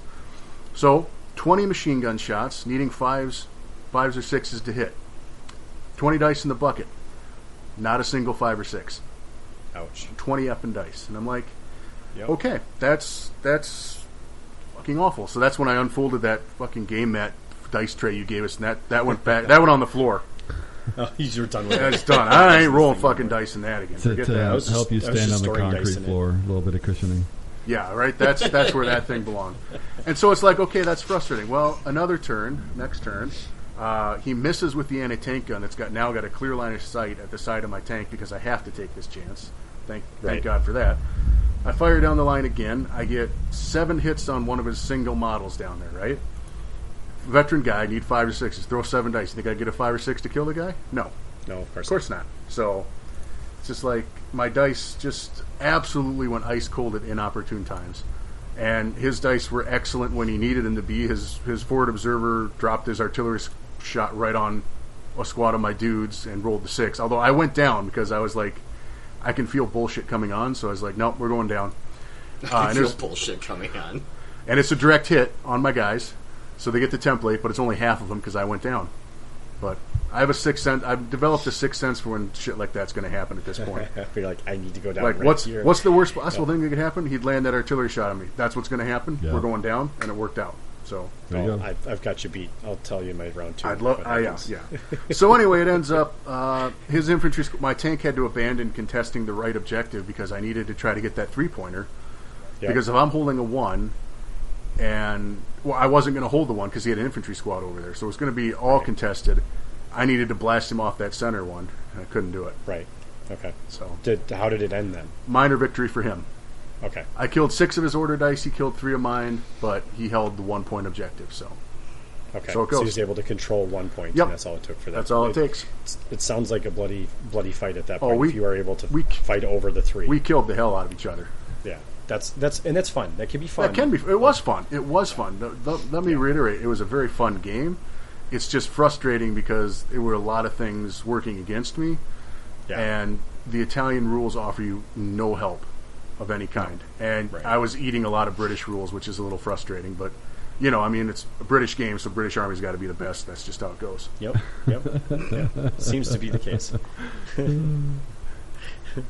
All right, so it ends up Dale with a minor, me with a minor, and you with a minor loss. Yeah, no such thing as a minor. There's just a loss in this one. But yeah. Oh, there's just a loss. just a there. loss. Yeah. Just a loss. I thought there was a There's minor, No, there's- major minors.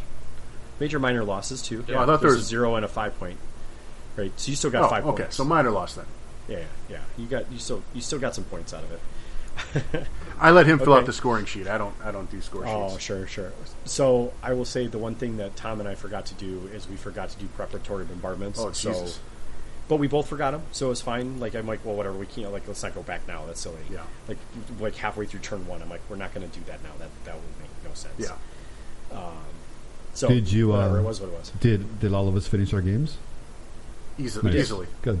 Yes. I don't think we were the first done, but we were close to the first done. Yeah, I don't know if we might have been the first. It was close, if not. I don't know. All right, so we'll talk round 2 then. The scenario was envelopment. Yep, this is after lunch, Right. after everyone's So- feeling better. Yep. Attacker, defender. One of us, you're trying to get points into their deployment zone. If you're unfamiliar with envelopment, you can look up Into the what fits deployment in. zone and or off. And or off. Yes, correct. I played John E. His last name starts with an E. His name's John. He's not Johnny. No, he's not John He's E. John E. And he was playing his Marines. He had a Marine shirt on. He had I didn't ask him if he served. Yeah, he did. I was gonna say I kind of have the feeling he Yep. did. And he was the defender. I was the attacker. Who rolled? Did you win, and who chose? So I won, and I chose primarily because I wanted him to sit and take Nebelwerfer or Panzerwerfer shots. So you chose attacker. I chose attacker. I thought it was going to benefit me more. He had a Satan Stewart, Yep. so he had the flamethrower Stewart. Yep. So I'm like, well, that's going to be less effective if I'm moving into him versus him moving into me. So I kind of was like weighing out the options I had here. He also only had, I think, 3 units of infantry, and he had a bunch of other stuff in there. So he had a veteran squad, a 12-man veteran squad with like all the kit and caboodle you could possibly put on him. Like he had anti-tank grenades and stuff like that. It was just like everyone should avoid him. What else did he have? Those are the big things he had. I can't remember what else. He had a medium mortar and a couple other things. Highlight of the game for him was, so I'm running. I have a truck with. So right, I'm attacking. So I want to get as many units in his deployment zone as I can, or off the table, which would be beneficial to me to get. So I put as much shit in my truck as I could to get it moving. He puts his lieutenant and the other bro, like his assistant, in ambush. So I roll my truck on the side of the table, over hard cover, over half. So he needed at least 6s, if not 7s. I can't remember what he needed. I think he needed 7s. Rolls up. He's like, I'm just gonna shoot it because why not? Shoots it, hits a 7, immobilizes it, immobilizes my truck. So he rolls a 6, he rolls a 6, and he rolls another 6. I do remember him rolling 3 6s. Like that. This is freaking ridiculous. And then he rolls an immobilize, which means all of my freaking units that were in there take a pin and then get the hell out of the truck. 2 pins. 2 pins and get out of the truck. If it wasn't destroyed, they shouldn't have gotten out of the truck. If it's immobilized, they jump out of the transport. I remember reading it verbatim from the book, unless it changed. I'm 99% certain they had to get out of it. When it becomes immobilized, they have to. Okay. Maybe we played it wrong. Doesn't matter. They had to jump out anyway because there was nowhere for them to go anywhere, right? Because the truck wasn't moving anymore. So it was like, son of a gun. So all of the little shit that I was going to get up there happened. The other highlight of that game, this isn't a highlight. This is my screw up, and I feel bad that it happened. So sorry, John. Is that I actually was shooting my Puma wrong. I forgot that my MMG on the Puma is actually not a hull mounted MMG. It's actually a turret mounted. So I'm shooting the big gun and the MMG, which you can't do.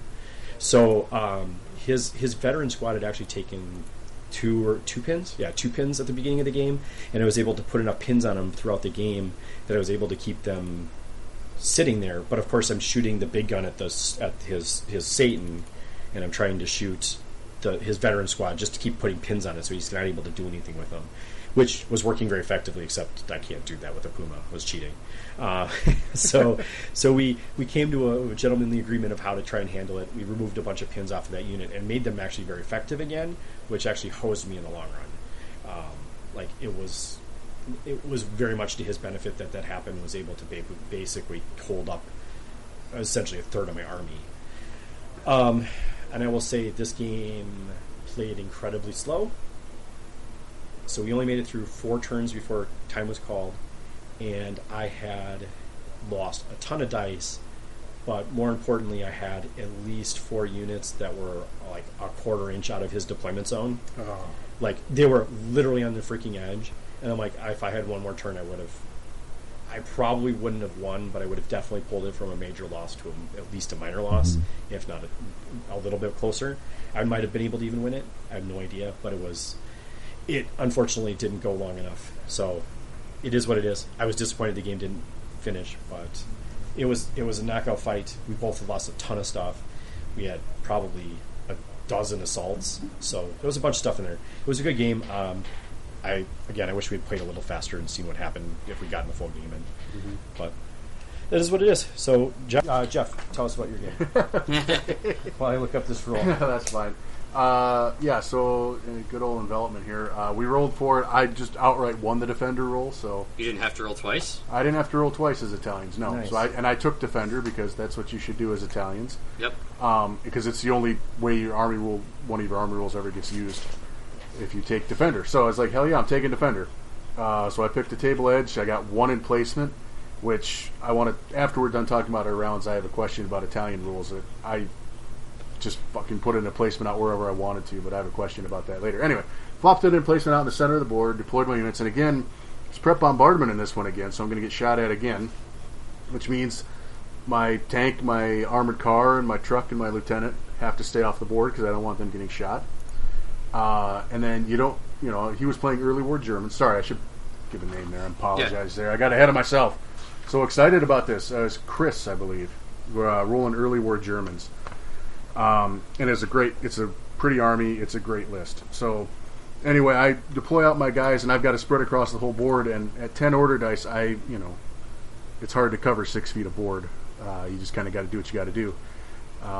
So first turn, the other Italian rule came in play there. Well, the same one. He wanted to push his artillery onto the board and shoot. Push his artillery on the board. And I was like, do you have a ToW for that? No ToW, no artillery showing up first turn. He had to wait till the second turn. So put him in reserve. Yep, saved me a whole turn of shooting. Because you need to have a ToW? You can't run onto the board your first turn. Oh, yeah. And that's the only way those team weapons can roll by themselves without a run over. Yep. Makes perfect sense. Yep, so hooray. And I did put all my guys in hidden and ambushed, but most of them would come out shooting before it ever had any effect on the game. So, c'est la vie. He played envelopment exactly how you should play it, because he looked at me with over half my army spread across 6 feet of table, and he picked about 8 inches on the very left extreme of the board, and its entire army went there. And he attempted to push up the extreme left of his extreme left, my extreme right of the board, and I had to try to pull over everything I could to slow him down, and it was a damn near run thing. Thankfully, my tank came on at a judicious time this time.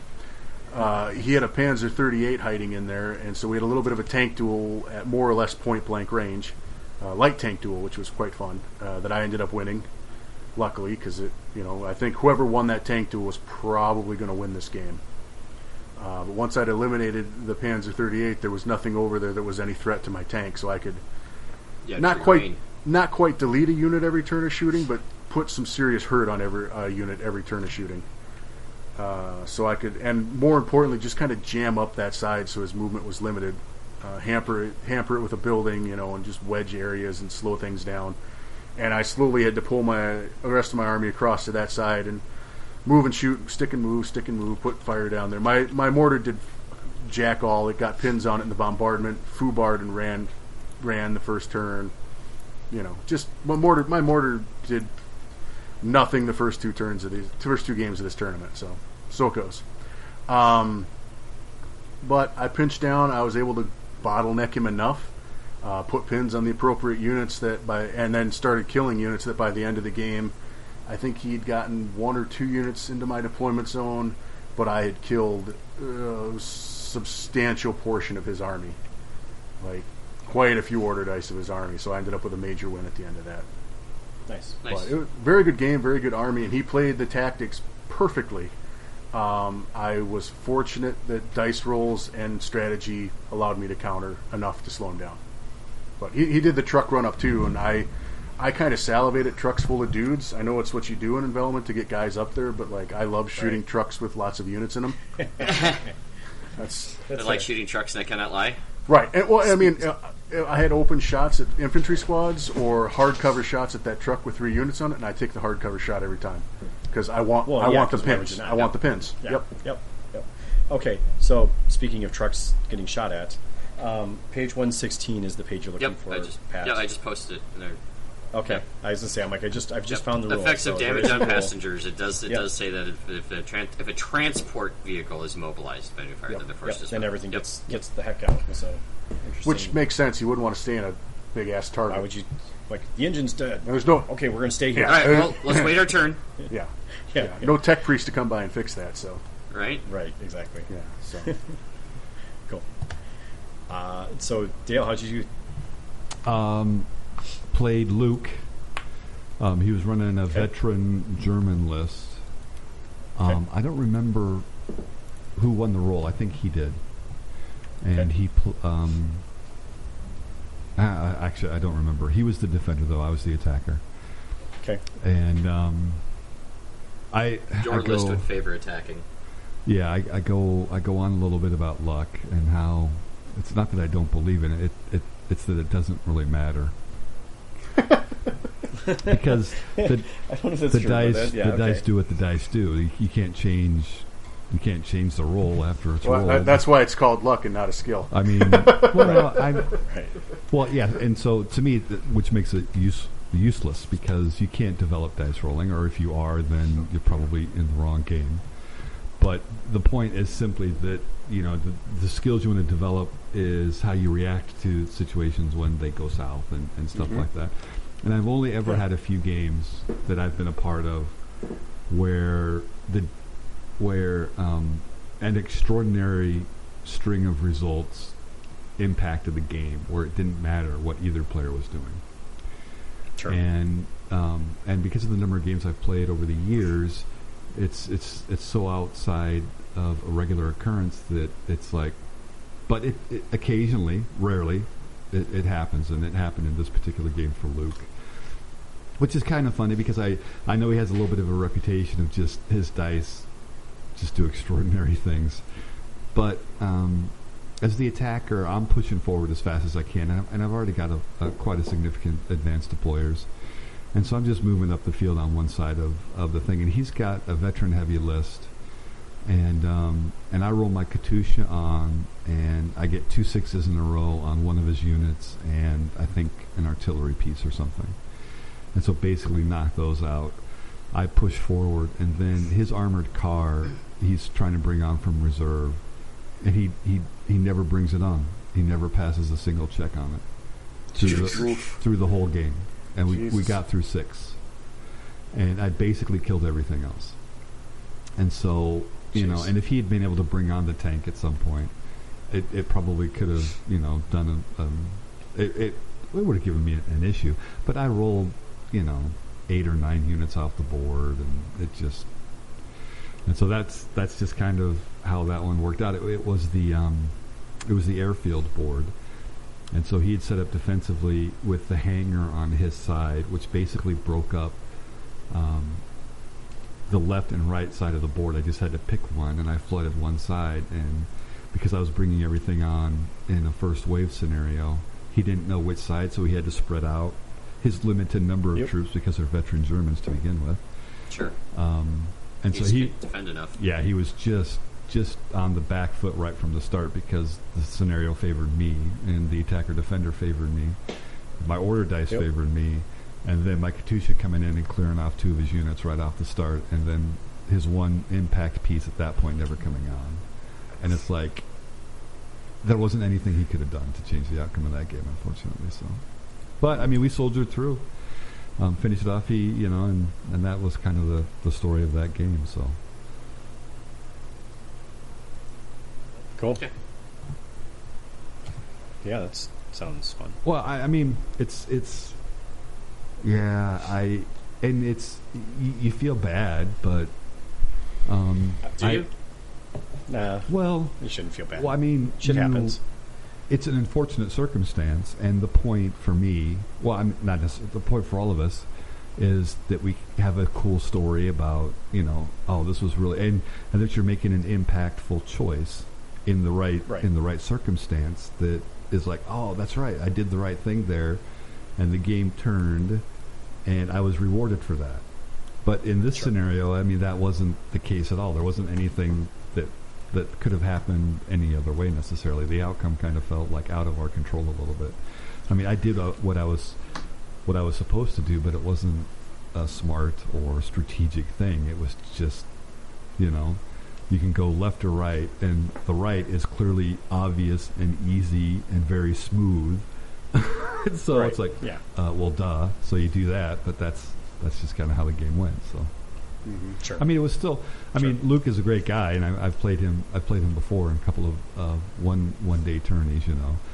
But you feel, I mean, it's, you know, you hope for a good game because it's challenging, and we're both in it to the end, and one of us comes out on top because they were playing better that particular day, or, you know, then that's kind of fun and exciting. But that, unfortunately, that wasn't the story of this game. So, totally. No, Luke must have been a great guy because he received best sports votes from all 3 of his opponents.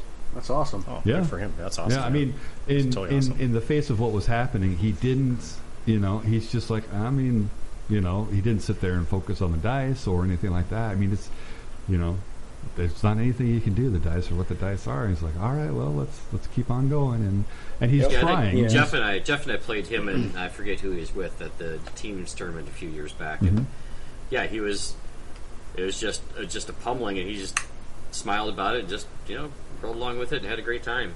So, Yeah.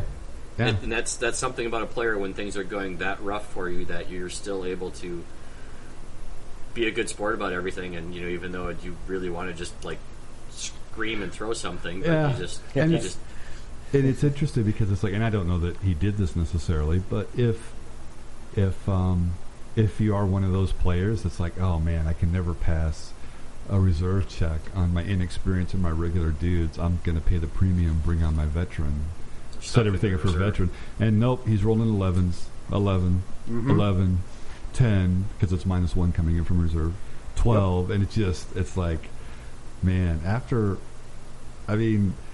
even I would be like, come on, but he wasn't. He was totally good for him. This is not to despair. This is not meant as anything like bad about it, but like, if your dice are consistently garbage like all the time, you kind of hit a point where it's like you just sort of numb to it too. I wish that were true, Jeff. Well, because I mean, so maybe I'm starting to become numb to it. I'm just saying, like, if you know people that like consistently always have garbage dice, they're just like your first reaction is to be angry, like you're like, come on, but after a while you're just like, that's just what dice do. Sure, that's what dice do for me. Yep, that's just how dice are. I'm not angry about it anymore, but I'm just like, yep, that's how it's going to go. Yep, okay, it's going to be one of them days. Yep, it's going to be one of those games. All right, let's just keep going. Let's see how this works. Yeah, I've had that. I was going to say my game 3 was very much that. We'll get to that in a second. Yeah. I think there's a very interesting discussion point sometime that's very non-scientific around whether or not luck exists and is a factor, because this is no offense meant to Dale, I have found that people that have consistently average dice rolls always tell me luck doesn't exist. Right. That would be a great way of playing a game, is instead of playing dice, you play averages. Yeah.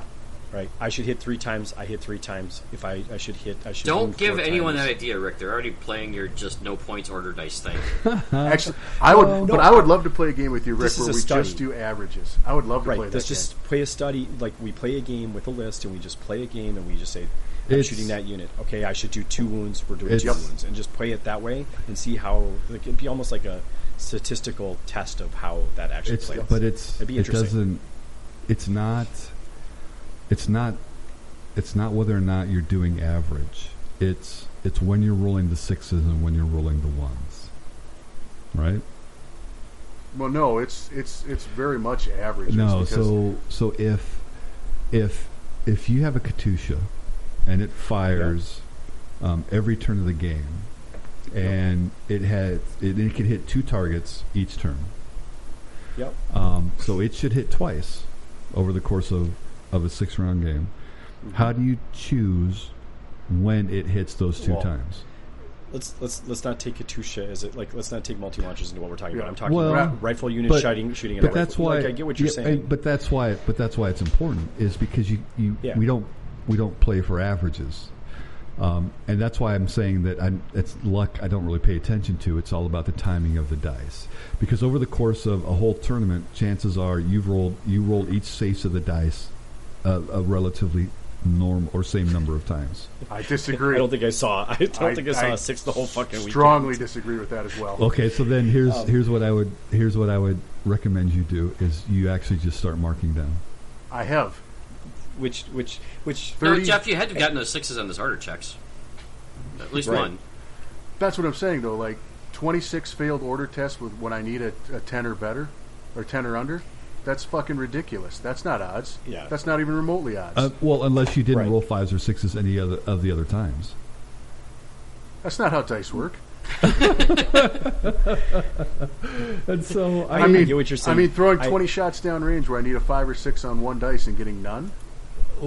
Right. Well, that's why you're actually getting odds. It's just when are you getting what you need to get? And so to me, because I don't have any control over that, it's just like, well, okay, But that's What I'm saying is you're balancing odds over like the long haul, 1,000, and I'm balancing odds in the small numbers. Right. Where it's what like, are the odds you're going to roll no 5s or 6s when you roll 20 dice? Right. Is not statistically 0. Correct. right? That should be what, 6 or something like that. I don't know. And the fact, whatever, and the fact that I rolled two dice later for an order test and foobar it with double sixes doesn't balance the fact that 20 shots all didn't roll 5 or 6. Right. It helps balance it. Okay. I get what you're saying, Dale. It's just difference in agreeing on what statistics. You also have to count for observational bias. For sure, there's some, and I know there's some of that with me, but I also recognize what Jeff is saying is like throwing 20 dice and getting 0 5s and 6s is not the same as like I rolled 10 6s in a game. That's the statistical average for the number of dice I rolled. Like it's just different. It's like that's a macro versus micro. I do understand where you're coming from, and I rolled the gas out, and I needed 5s and 6s to hit, and I didn't hit. I mean, on 20 dice. So and that absolutely happened to me last weekend, or in the tournament. But when you're sitting there playing a game, and you're like, okay, I'm going to roll on my gas now. Are you not sitting there thinking I should hit 4 times and I should do 2 wounds or whatever? So I'm like I always think about those I'm things planning for likely outcomes. 100%, right? Because exactly, I want to keep playing and I want the game to move along, and so you plan for order dice in succession to try. Okay, I'm hoping for a pin here. I'm hoping for a pin here, and then if I can drop on the AE and kill enough guys, that's going to give me better odds to route the unit in one turn without having to assault. Right. Absolutely, but the whole point is you roll those dice. You've got an equal chance for any one of those faces to come up, and once the result is out there, then you apply the result and you get on with it and you adjust if you have to. And so but that's just my approach. And you're right. I mean, if you're rolling 20 dice and you don't hit, it's like, well, there you go. Well, right. That's like you and I playing and you rolling your Katusha and hitting 4 of my freaking units and destroying 2 of them. Like that statistically will never doesn't happen to me. It has never happened to me. I don't know that the last time in this tournament I've set myself up for 2 of my 3 games. I had optimal, Panzerwerfer, and I never felt as good as I've ever seen you feel with your Katusha. So this gets back to that. In the 3 games I played, my Katusha hit twice. This last time well, our Katushas, our multi-launchers did about as right, and good. So, but that's okay. No, I mean, but how many? Yeah. Well, your Katushas, how many points? 65 or something. I don't know. If I could take a 65-point multi-launcher on my German list, I probably. Well, you can. It's just not mobile. Right. Oh, right. Yeah. Right. Well, I mean, but that's a different discussion. I mean. That's a different maybe discussion. I feel better about my lack of 6s coming up because I've spent 10 points less than you have. I don't know, but try 96 is the Panzer. Okay, 30 points less than you have. I mean, but that doesn't change. But yours also isn't being knocked out by pistols and rifles, right? No, true. What was that? Yours isn't being knocked out by pistols and rifles because it's fully closed armor setup. There's well, I mean, you're not going to get. You shouldn't be getting that in pistol range for one. But rifle range for certain. Absolutely. But I mean, I just would encourage. Well, my approach is simply that I don't find any utility in worrying about what results have been rolled. So, no, that's fair. But I think circling back though, I think it'd be interesting to play a game, Rick, where we just played a game and we just went by the averages, what the dice were, just to see what it's like. Well, you'd smoke me for sure. Well, but I don't know about that. I don't know how you work out when the Katusha hits or the mortars hit or anything like that. Just take the Katusha's and multi-launchers right, out. You're just not going to play multi-launchers. You're fixated on the single most random unit in the game. Right. In the Katusha. Right. And that's the only one, the single most random. That's the only one that's always a random value hit. All right, so what about snipers then? Snipers, a one-shot weapon hits on a 3-up. Which 4 turns do you determine that it hits? I see what you're saying. Do you see what I'm saying? I mean, it's just like, or if you're following up on an assault move and you roll a d6, how do you determine when it rolls a 1, 2, 3, 4, 5, or 6? It's like... There's probably a way. If only there was some object that you could roll that would give you a random result. And that's not, and maybe it's just when you drop how you want to play the game, you're actually saying, okay, if you're firing, if you have a unit that's firing 6 weapons, at least 6, do your averages. if you have 6 hits, do your averages for wounds. And Right. in those non-one hit scenarios, yeah, absolutely. That might actually speed up the game quite a bit. So, yeah. Well, there's still a lot of... No, You'd have extra math. Yeah, Because then you have people do a lot more math rather than just Right. rolling dice. Right, so. because now you're playing statistics. I have 20 dice. I do 6 I think it's hits, called but Battle I should for do North 3 wins. Africa. I think is the game. I like the idea, Jeff. You and I can sit and try and figure out Yeah, how you would exactly. do it. I'd like to play the idea of, like, what if you just abstracted dice away from the game for the sake of studying the idea of, like, what dice look like. Yep. But, yeah. And I try not to fixate on dice. And we'll get into my round 3, and I'll explain why, like, sometimes I get fixated on dice. So, the end of round 2, we've got 4 players sitting at 35 and 1 player sitting at 40 points. Imagine that. Well, we know who's sitting at 40. I mean, Right. Well, we do. Everyone else doesn't necessarily, but it was John. John was sitting at double it was majors. John. So. And then, so we've got two of the Battleground guys who they're playing the first tournaments. Evan and John were both at 35 points, so I naturally put those two guys matched up together. Then I bring over I had the 8th Army starter box that was going to be given to one of these 10 or 11 guys that had their first tournament ever. And I set it down. I said, just so you guys know, it's most likely one of you two is going to end up winning this. And the one guy looks at me and goes, can I pick a different army? I'm like, I'm giving you $140 army here. I mean, pick. I'm like, you can sell it on eBay if you want to, or like what? Okay, well, whatever. Play your game. Give it to the store and get something else. That's funny. Yeah, beggars can't be choosers. Apparently, they can. Apparently, yeah. Well, Jesus. I mean, they can. All right, so or not. Did they get something else? No, he No. ended up winning Yeah, it. exactly. All right, so Yeah, exactly. round 3, I could tell that everybody was mentally exhausted. Out of shape. Yeah, out of shape. Yeah. It was very evident across the entire store that everyone was just like, we really have to play another one? Shit. Yeah, right. Yeah. I was. So that's why I'm like, all right, we'll do something easy, media engagement. So how'd round 3 go for you guys? Jeff, you want to start this one because you probably had the best game of the 3 of us. Well, that's that. Yeah, and we just got done talking about dice rolls. We're gonna see my opponent have the the opposite effect of that. So mine was Battle of the Jeffs. So my opponent was Jeff from North Dakota, and he had I believe it was Hungarians because he had a Zinri in there.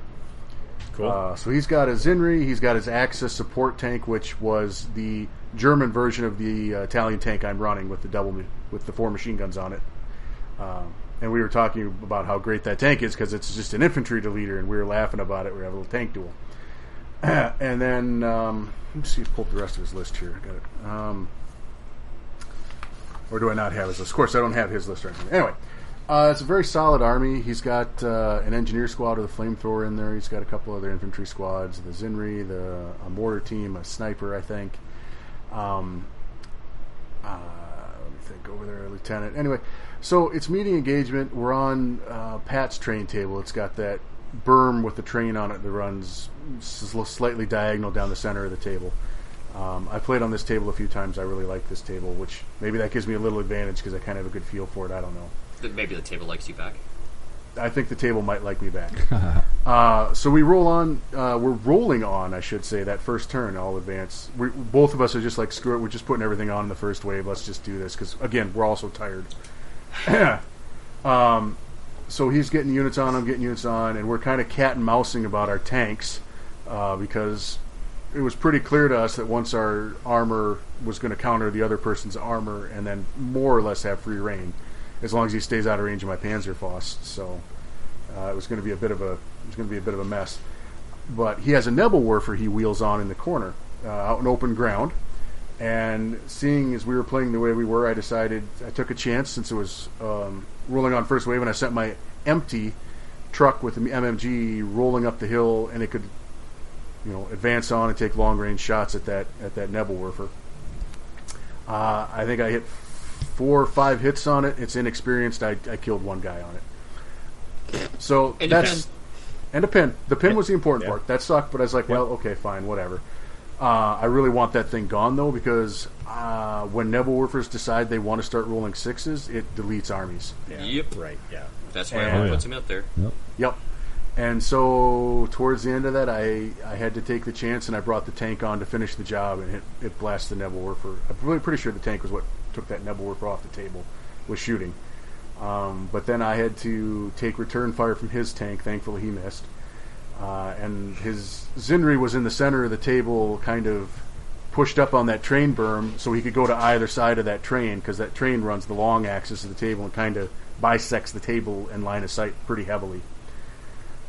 So I spent the next couple turns playing cat and mouse with my tank to keep it firing at his tank and not being shot at by that Zinri that's got a medium anti-tank on it that's going to wreck me if he hits me. Eventually, he Fubars, or was it a Fubar? Just failed a order test on his tank and backs up, and eventually it gets killed. Or, excuse me, hold that thought. That's going to happen in a minute. Because something else happens first. He's moving an infantry squad up. I'm trying to advance my guys up to get in Panzerfaust range of that Zinri, because I don't think I have anything else that can take it. My mortar team can't see anything because they're at the back of the table, and I didn't bring a spotter. My mistake. There's a lot of terrain on the board, so I just started firing smoke to try to block the Zinri's line of sight, which didn't land in an appropriate spot, so the smoke doesn't really do anything. But it's something for the mortar team to do. I'm punching his tank with mine. He's moving a squad up toward the flamethrower engineering squad up, I think it's an 8-man squad up to barbecue my guys with the Panzerfaust to protect the Zinri, and his tank Fubars. And we roll on the chart, and it targets, and I get to pick its shooting target. Because he rolls the bad one. And I was like, well, we're going to put all 4 machine guns on that engineering squad. And I was like, and I'm thinking it's an 8 or 9-man squad. It's got a flamethrower, and I'm thinking to myself, I was like, a couple guys out of that squad and a couple pins might keep them from flamethrowing my guys and save me the day. He rolls it up. Yep. I think he hit 18 of his 20 shots. Something stupid like that, and I think he did 11 or 12 casualties. There you go. Wiped the unit off the table. That's and it's just like, and we're just looking at each other like, Jesus. Like, that just happened? That just happened. He's like, I wish you could have shot your shit that exactly. Well. It's just like, well, shit. Right? And yeah, that sucks. And that, I'm not going to say that completely, that didn't win the game per se, but it absolutely changed the momentum of the game completely. It went from what I consider to be I'm not sure I'm going to win this game, it's going to be a pretty even slog out, to I am now in the advantageous position. Sure. And I continued, by that point, I had brought my armored car on the far right side. It finally got around to killing things, and I could push up my infantry on that side, because the Zinri has to respect my tank now and my squad of Panzerfaust, so it can't go over to support the other side of the table. And I was able to push up, and once I got close, my infantry was very good at close range and ended up just rolling through units of his until it ended up with a major win for me. Nice. But that was unfortunate for him. He took it really well. I mean, dude was totally cool about it, because we've been joking about how much that tank deletes infantry units, and it did. It just happened to be his unit this time. Just happened to be his this time. Yeah, that sucks. Which kind of blew, but It is what it is. I played Jeff when we were down at Bug Eater, and he is a fun guy to play against. Super fun, yeah. It's a super fun game. And I told him, I told him, sir, I was like, you're getting my best opponent vote, because, dude, that was that's a super fun game. B, you took, I don't know what you want to call that, like a champ. Right. Because it's just even I was like, holy shit, dude. And I let him roll the dice for it, right? I was like, that wasn't me rolling. I let him roll for his own unit. Maybe you want to, I was going to say, you want to ask him to roll your dice for you when you play in the next tournament? I was going to say, he might want me rolling dice on that next time. He's going to be your dice guy? Caddy. I was going to call him other things, but that's probably dice jockey.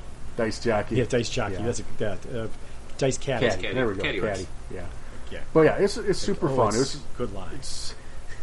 I don't know. I'm less convinced about the inexperienced Nebelwerfer when it has to deploy first round. You can't put it in cover.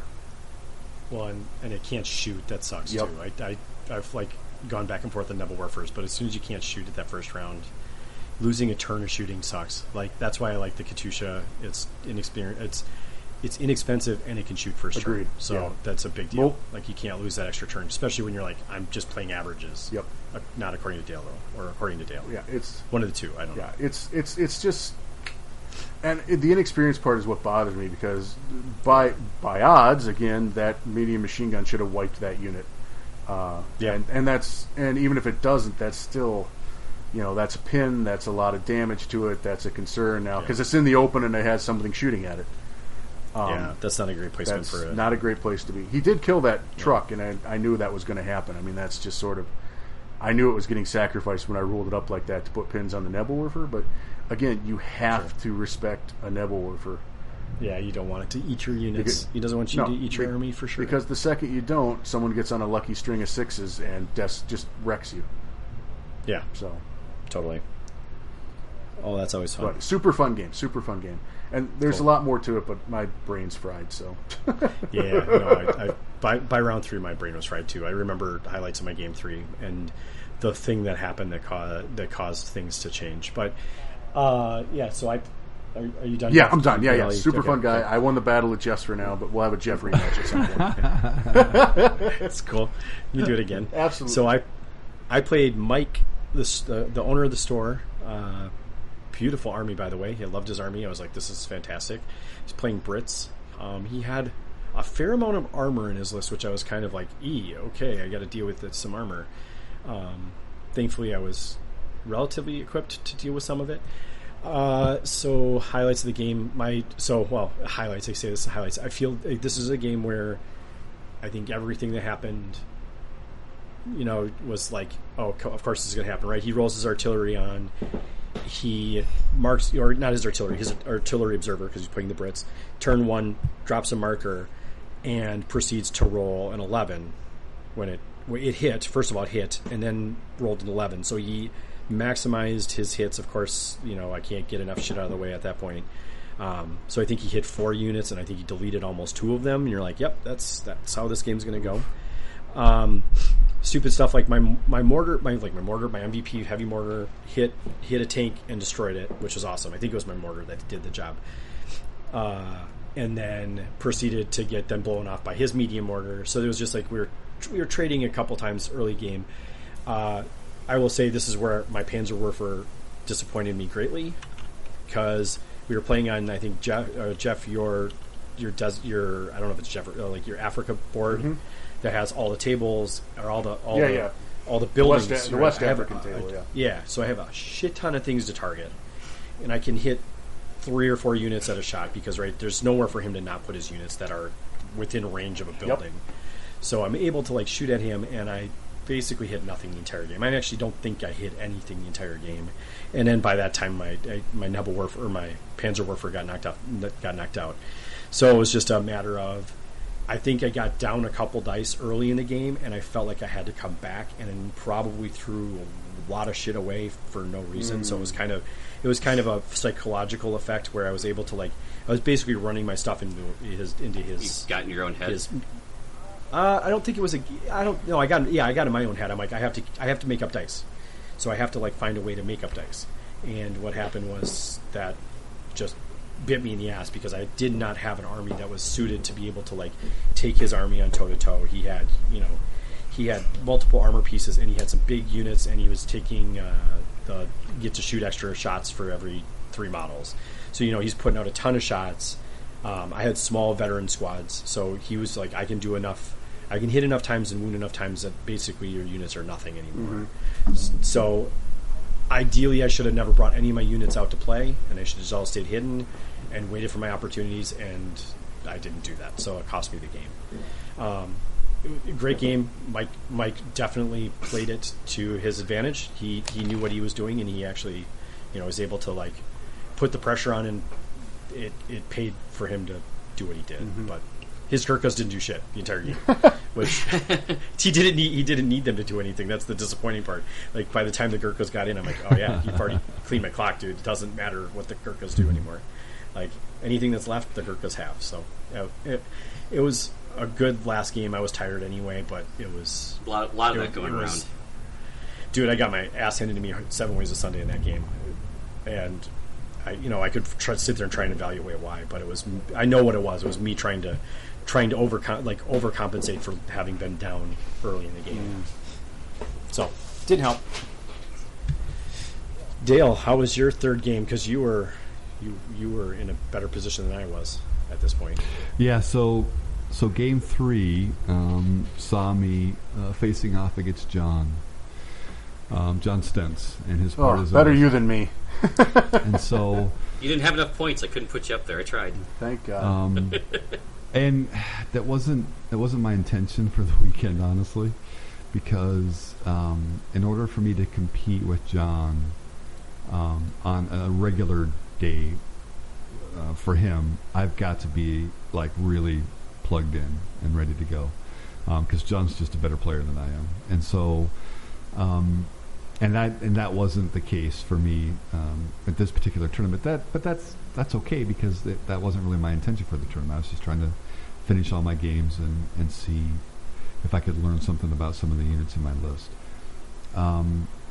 But we kicked this off, and we were playing on was it a riverboard? Yep. Yeah, it was that winter riverboard, which is Battle of the Bulge. With 2 bridges on it, I think. Yep. And so his bombs go down on the bridges, on my side, actually. And so I'm like, okay. And then he kept almost everything off the board. He had a sniper on the board. And so I kind of like to play aggressive, and I like in my head, and this might be like in the same approach to my approach to dice rolling and luck and that kind of thing. It sounds good in my head, but that may not actually be how the world works. So I like having units on the board so I can activate them, because if they're not on the board, then that's a wasted activation, and so there's a resource that I can't take advantage of. But if there isn't anything for you to do with an action, it doesn't matter if it's on the board or not. Mm-hmm. Interestingly enough, by the end of the first turn, I was down 4 dice already, and he had none. So I cleared off all of the bombs, but the last one took out an entire unit of my veteran scouts. Oof. We had a sniper off, and I pulled the first dice. And in that scenario, it's my sniper on his, and so you take the shot, and I think I missed, and then he killed my veteran sniper with his regular one, and so jerk. At that point, and then I got lucky, air quotes. I rolled an LMG squad onto the table and picked off his spotter for his sniper, and then I pushed my gas forward, because at that point I'm like, okay, I've got to try to pull something out here. And just like Rick, I don't think it's necessarily being inside my own head per se. It was table 1. It's the last round of the tournament. My instincts are to push for it, to see if I can make something happen. Mm-hmm. What I think the mistake is that I wasn't thoughtful in how I tried to push, and just like Rick had noted, I think it would have been a better play on my part if I'd kind of consolidated what I had remaining and then tried to push together in certain avenues to maybe grab dice back. Mm-hmm. And so I rolled forward after having cleared off the mine on one of the bridges with my gas to try to clear off the sniper. Missed with all the shots, that's okay. And then he rolls his inexperienced open top howitzer and blows my gas off the table. It's like needing a 6. I think it was just a 5 actually, because he was still on the road and there wasn't really any intervening cover. So he had moved and was inexperienced, and so it was just a 5. So not crazy or anything.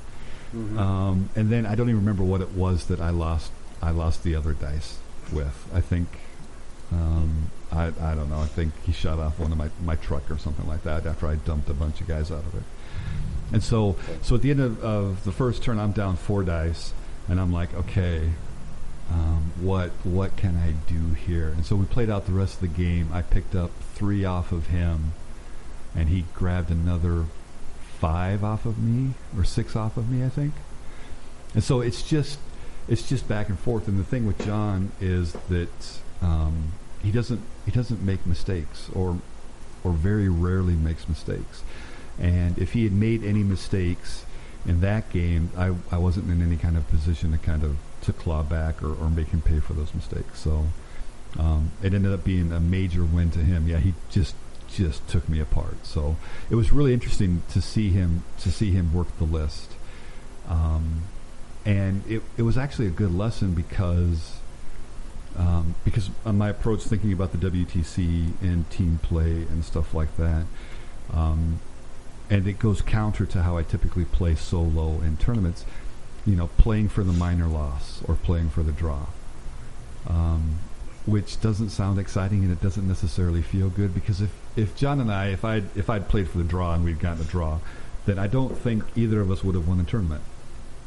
So, maybe table 2 someone, if they majored or minor win, then they pass us. And so, but I think maybe the right call in that scenario is just to play conservatively and pull back. So, and John and I, we had this back and forth for a long time. We used to draw or trade wins, and going into that game, I think he's +1 on me. And now he's back to being +2. So, but I mean, I did stop over at your table towards the beginning of the game, and he thanked me for the matchup because he does enjoy playing you. So, yeah, well, I think he enjoys that I'll gamble and needlessly throw my shit at him. because I think he knows that if it's the last round of the game, I mean, yeah, it's just not in me to not go for it. And so, and it's it's just he played it exactly like he should have, and he's really good at synergizing everything together. So he'll run up, he got an early dice advantage, so then he's able to cascade everything together on the back end of a turn. He'll roll up, he'll put some pins on it, he'll get that, he'll get the early dice, so the flamethrower unit comes out, kills a guy, morale check with -5 pins or something, and so it's just like everything just works together. And so, and all of the things that I had to kind of throw wrenches into his plans, he's able to pick off pretty early, and really, really, really good player, and much better than I am. So yeah, it's a good game. There's no shame in losing to John Stens. No, not at all. And even if I'd had the list that I'd wanted to take, I don't think it necessarily would have ended any differently. So the trick, I think, is the bombs to start with. I just don't have anything to kind of easily clear those away, which puts me on the back foot because I like to play forward. Mm-hmm. And with the bombs there, it's just it's risky because there's always a chance that 6 is going to come up, and when it does, then that's 3d6 hits, and it's pretty rough. Yeah. So yeah, it's good. It was really good. So yep, and that was kind of how things tailed off for me there. I took a big L, 0 points in the last round. So well, there are several people that had that. I do. John's other 2 opponents would be at the top of the list. I was really tired, and that's not an excuse or anything.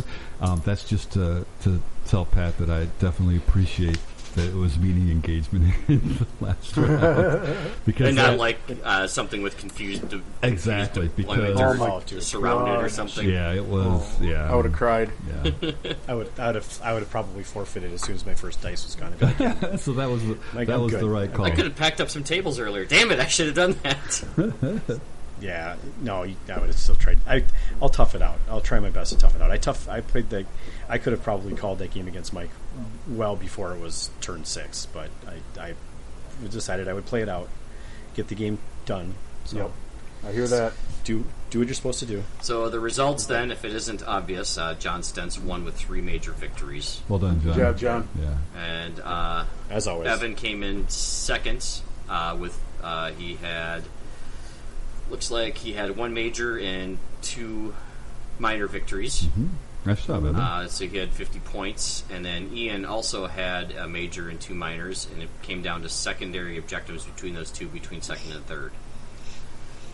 Jeff came in, clawed his way back up from an early setback to finish 4th overall, as we mentioned earlier, with 45 points. Nice job, Jeff.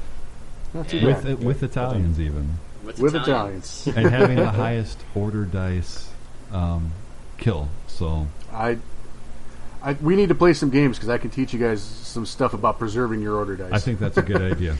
So. Is it called playing Italians? Not just playing Italians, because I had very good ratios with all my armies now. I lost auxiliary dice. That was what cost me big. And again, I would have if I could go back in time. That list was not optimized for playing in a tournament. No, you alluded to they were finished models that you could play with. Yeah. Well, I could have played them differently too. I could have made them. You're right. I could have taken. So I took 6 5-man veteran squads with nothing, like just vanilla. And I could have made them, 4 8-man squads instead. Almost maybe I could have gotten closer to, 10 models over 4 units.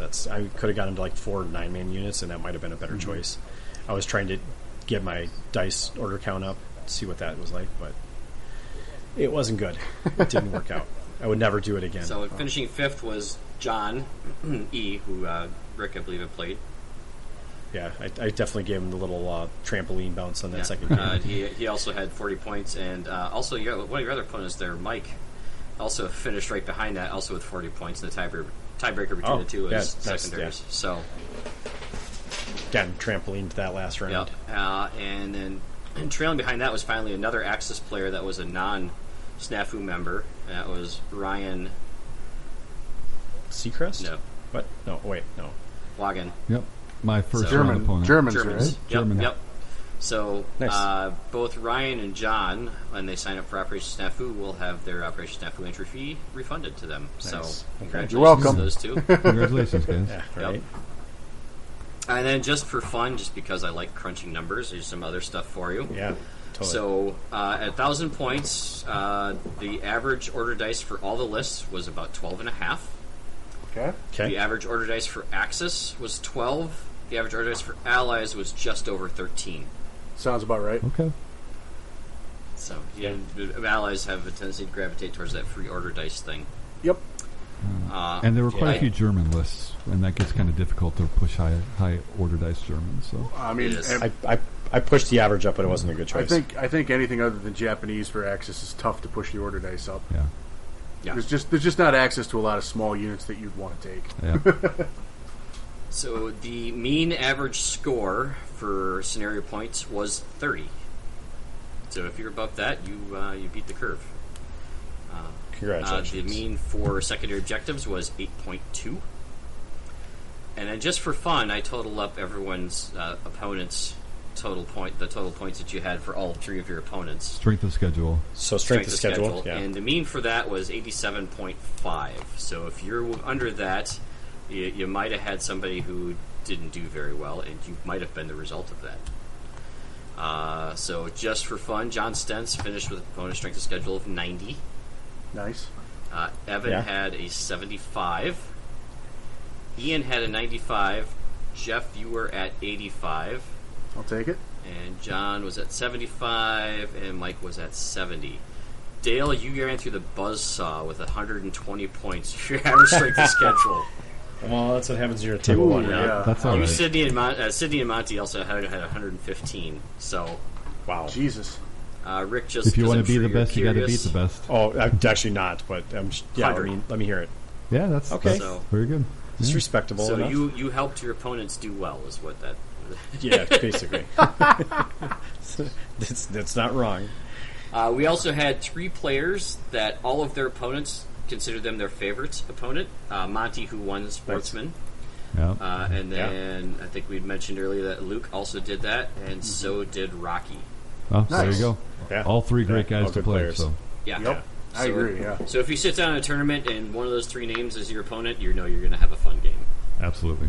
Yep. So That's awesome. Yeah, seek those guys out to play if you can. That's a lot of fun. Yeah. And at they're fun. Operation SNAFU, you can. So Yeah. Do I think all of them are will they signed all up be there? currently. Yeah, I was to say, will they all be there?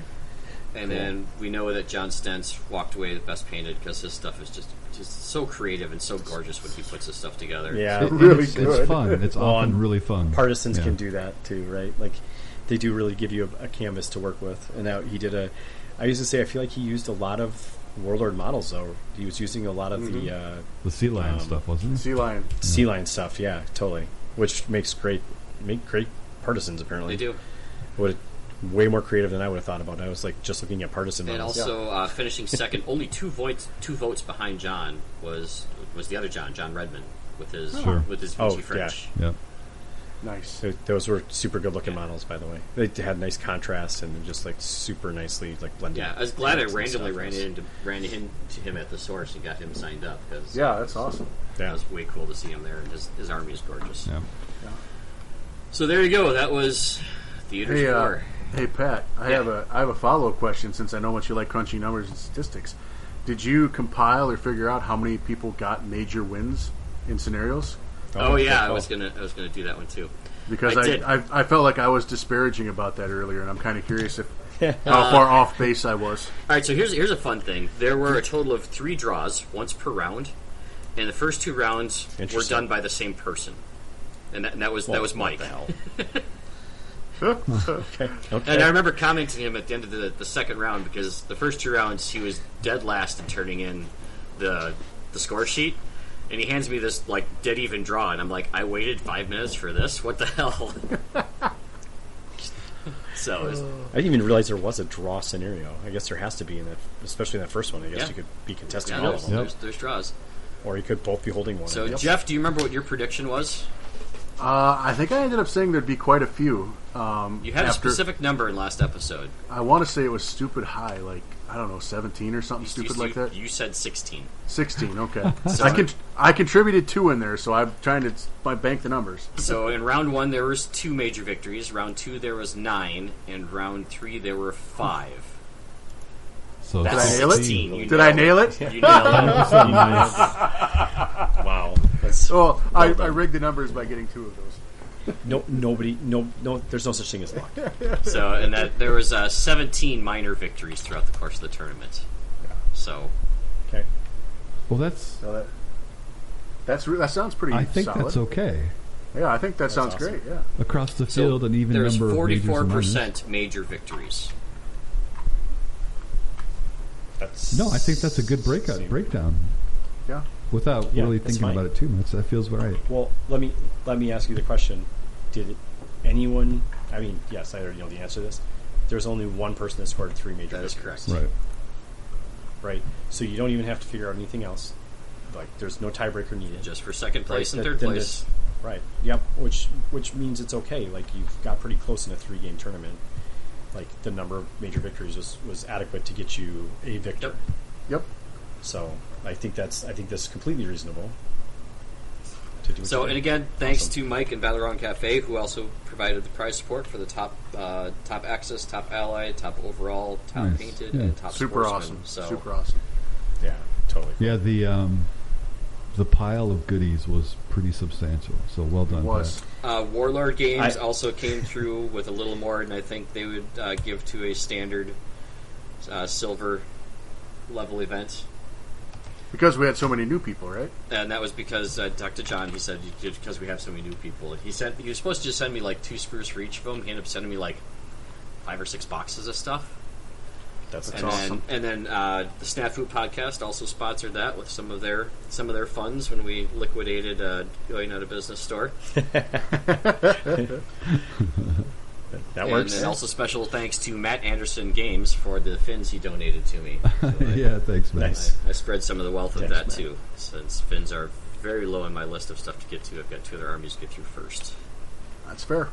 So Pat, really well done. Thank you, man. Yeah, super well done, Yeah, Pat. it was super fun. it was a lot of fun running it. I look forward to actually getting to play in one, but that's probably a ways out yet because I think we still got another one. Oh, there's that one in October that I think Matt Peterson's running. I'll try and see if I can get to that one. Yeah. Yeah. Wasn't there one in Yeah, there's Wisconsin one too, that's if you wanted to? a bit of a. It's like 3 or 4 hours away. It's a little one day or so. But Yeah.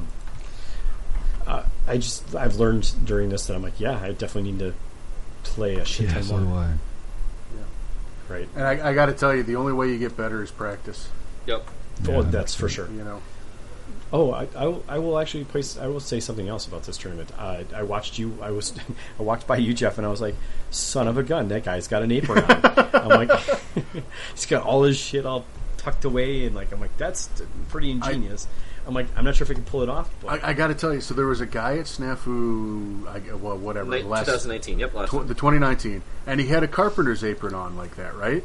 Yep, and I walked by and I was like, and the first time I saw it, I'm sorry to say, I was like, oh wow, that looks geeky, right? And then I sat down and I was like, I played the next time I played in a tournament. I'm trying to organize all these dice, all these fucking templates, my tape measure, I got shit rolling everywhere. And I'm like, that guy was a fucking genius. I'm the idiot. And so I went to the hardware store and I bought one the next day, and it was the best thing ever. Because all my dice are there. I got my laser pointers, I got my pen, and everything's. And even with my fat ass stomach, I mean, I still can get to everything real quick, so it's perfect. That's a really good idea. Holy shit. It's super handy. It's super handy. I'm not going to lie. The first time I saw you, I was like, wow, what a dork. Yeah. But I was also like, and then my brain was like, well, that's pretty freaking ingenious. I'm like, you have all your shit right there, and it's not on the table. So, I could lose my templates every 3 seconds when I think I think we might need to update the U.S. team uniform for WTC to include an apron with a huge American flag. Yeah. Oh, Jesus. and no shirts. So. I don't know about the no shirts bit, but I don't think you want that. I don't think anybody wants that. That's a great idea, though. I didn't.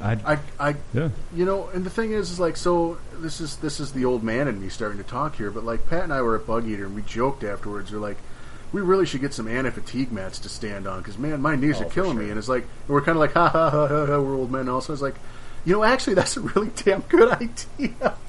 Yep. Because man, after 3 rounds, I don't know about you guys, everything hurts. Oh, 100%. No matter how you remember to sit down between everything, you still are standing forever. Especially these places that usually they're, a gymnasium floor or a concrete floor. Thank God Operation SNAFU, we've got carpet in that place. Yeah. But even that is like, and if you're not drinking water the whole time, you're going to end up cramping. So I mean, oh yeah, bring a banana. Eat a banana in the morning. Oh yeah. Yeah, I'm definitely going to have to add that to my pre-tournament routine then. So I keep a gallon jug of water out in the back of the car. I went out between rounds and just chugged on that thing. But the anti-fatigue mat. The funny thing is someone was like, I think someone posted a picture from the tournament. And they're like, I heart that man wearing the sandals, and I'm like, dude, no. Like I wear my squishiest New Balance shoes. Thickest socks you own. Oh man, yeah. Oh yeah. Everything is I'm trying to keep my feet as, and I never sit during tournaments. I'm the worst person when it comes to sitting at tournaments because I should, but I don't, and it just makes me feel like I'm unengaged in the tournament. Yeah, I'm in the with game. You too, Rick. Yeah, I don't know. Yeah, I feel like I want to be participating, and if you're sitting down, you really don't. It doesn't. Feel I'm afraid. uninterested. I'm afraid that I'm not going to give my opponent a good game if I sit down, and because I'm not engaged. There's no back and forth, but.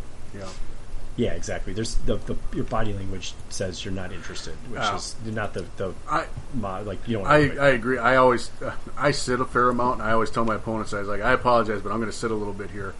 It's not because I'm not interested. It's because I'm old and tired.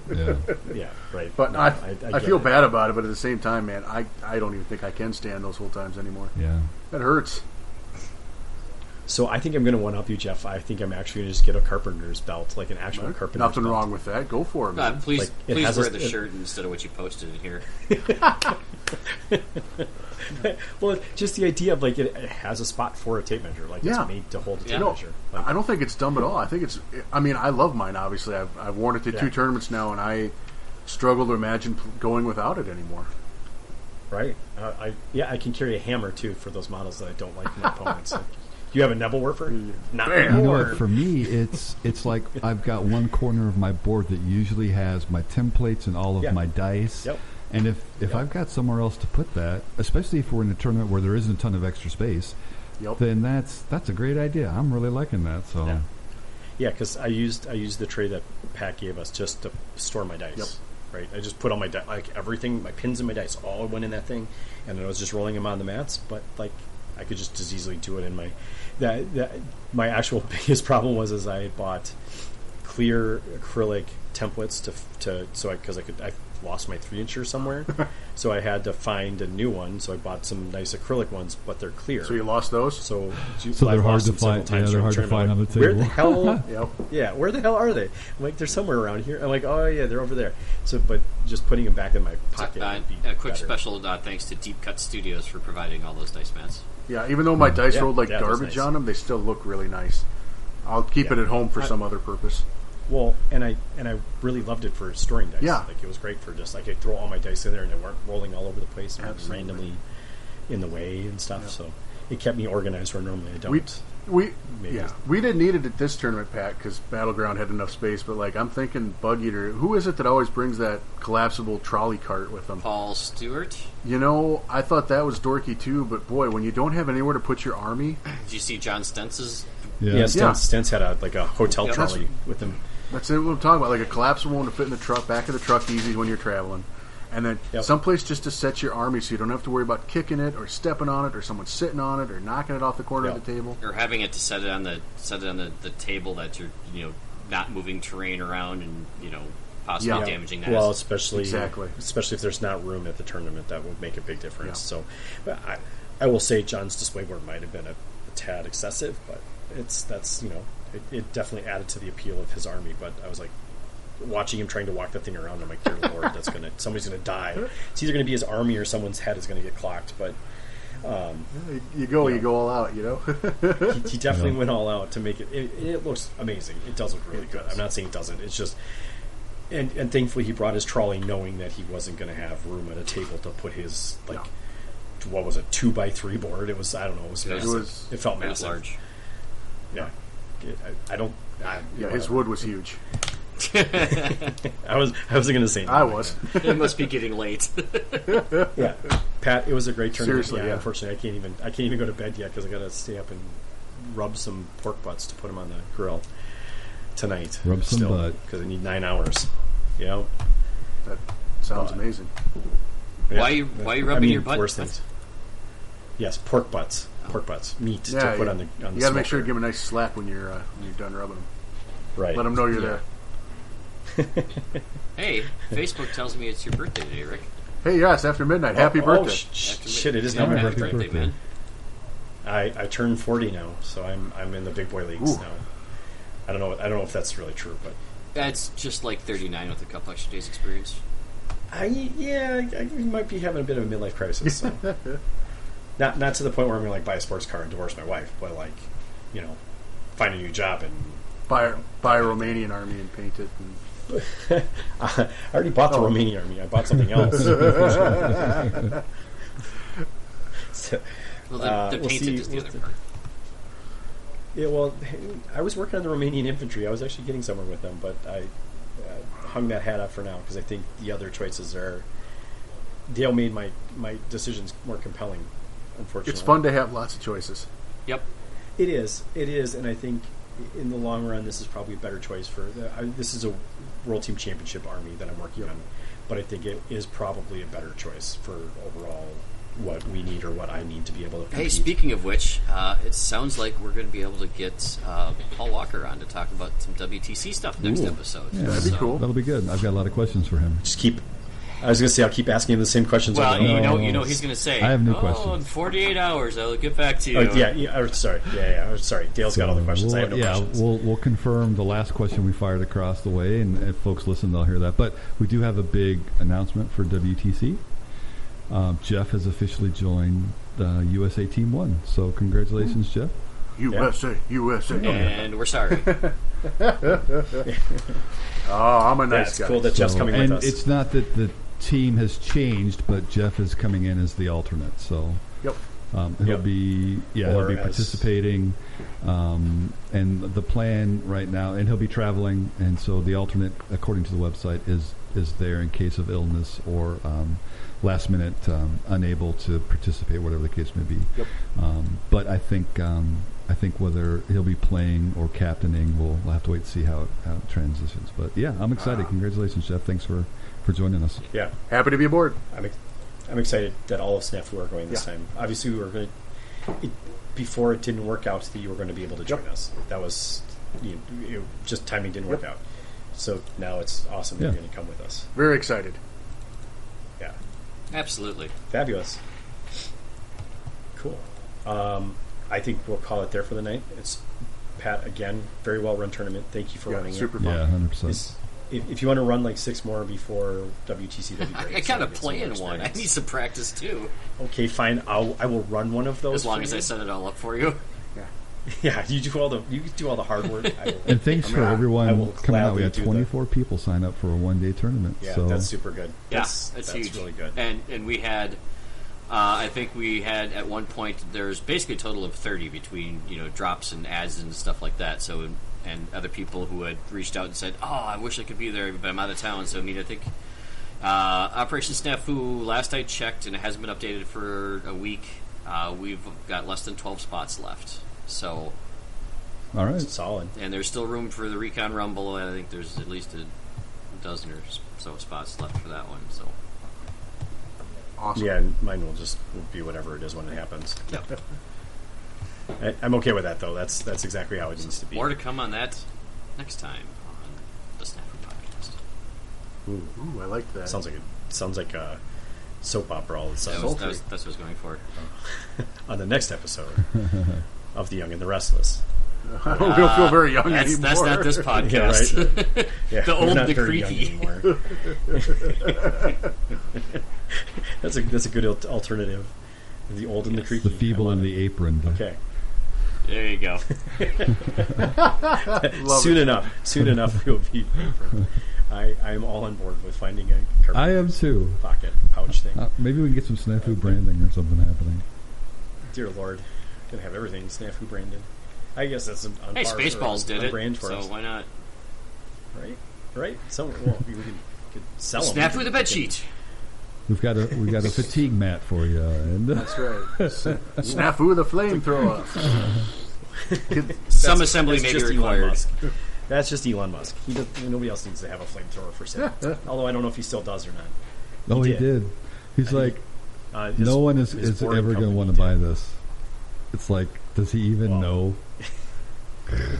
That's the problem. He's like, I don't think anyone will buy this, except he wanted to put it on there so he could have one. So of course there are people like him in the world that want a flamethrower.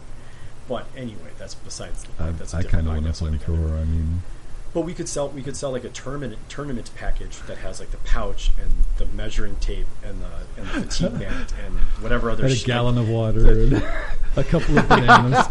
special electrolyte. We'll add some of those to the charity water. What else could we could have anti-laser sunglasses for me. Yeah. So when somebody laser points, you're not going to get shot in the eye because that always happens to me. Oh, and a laser pointer, of course. You have to have a laser pointer. Templates. You could have I was thinking you could put retractable my badge for work has a retractable lanyard.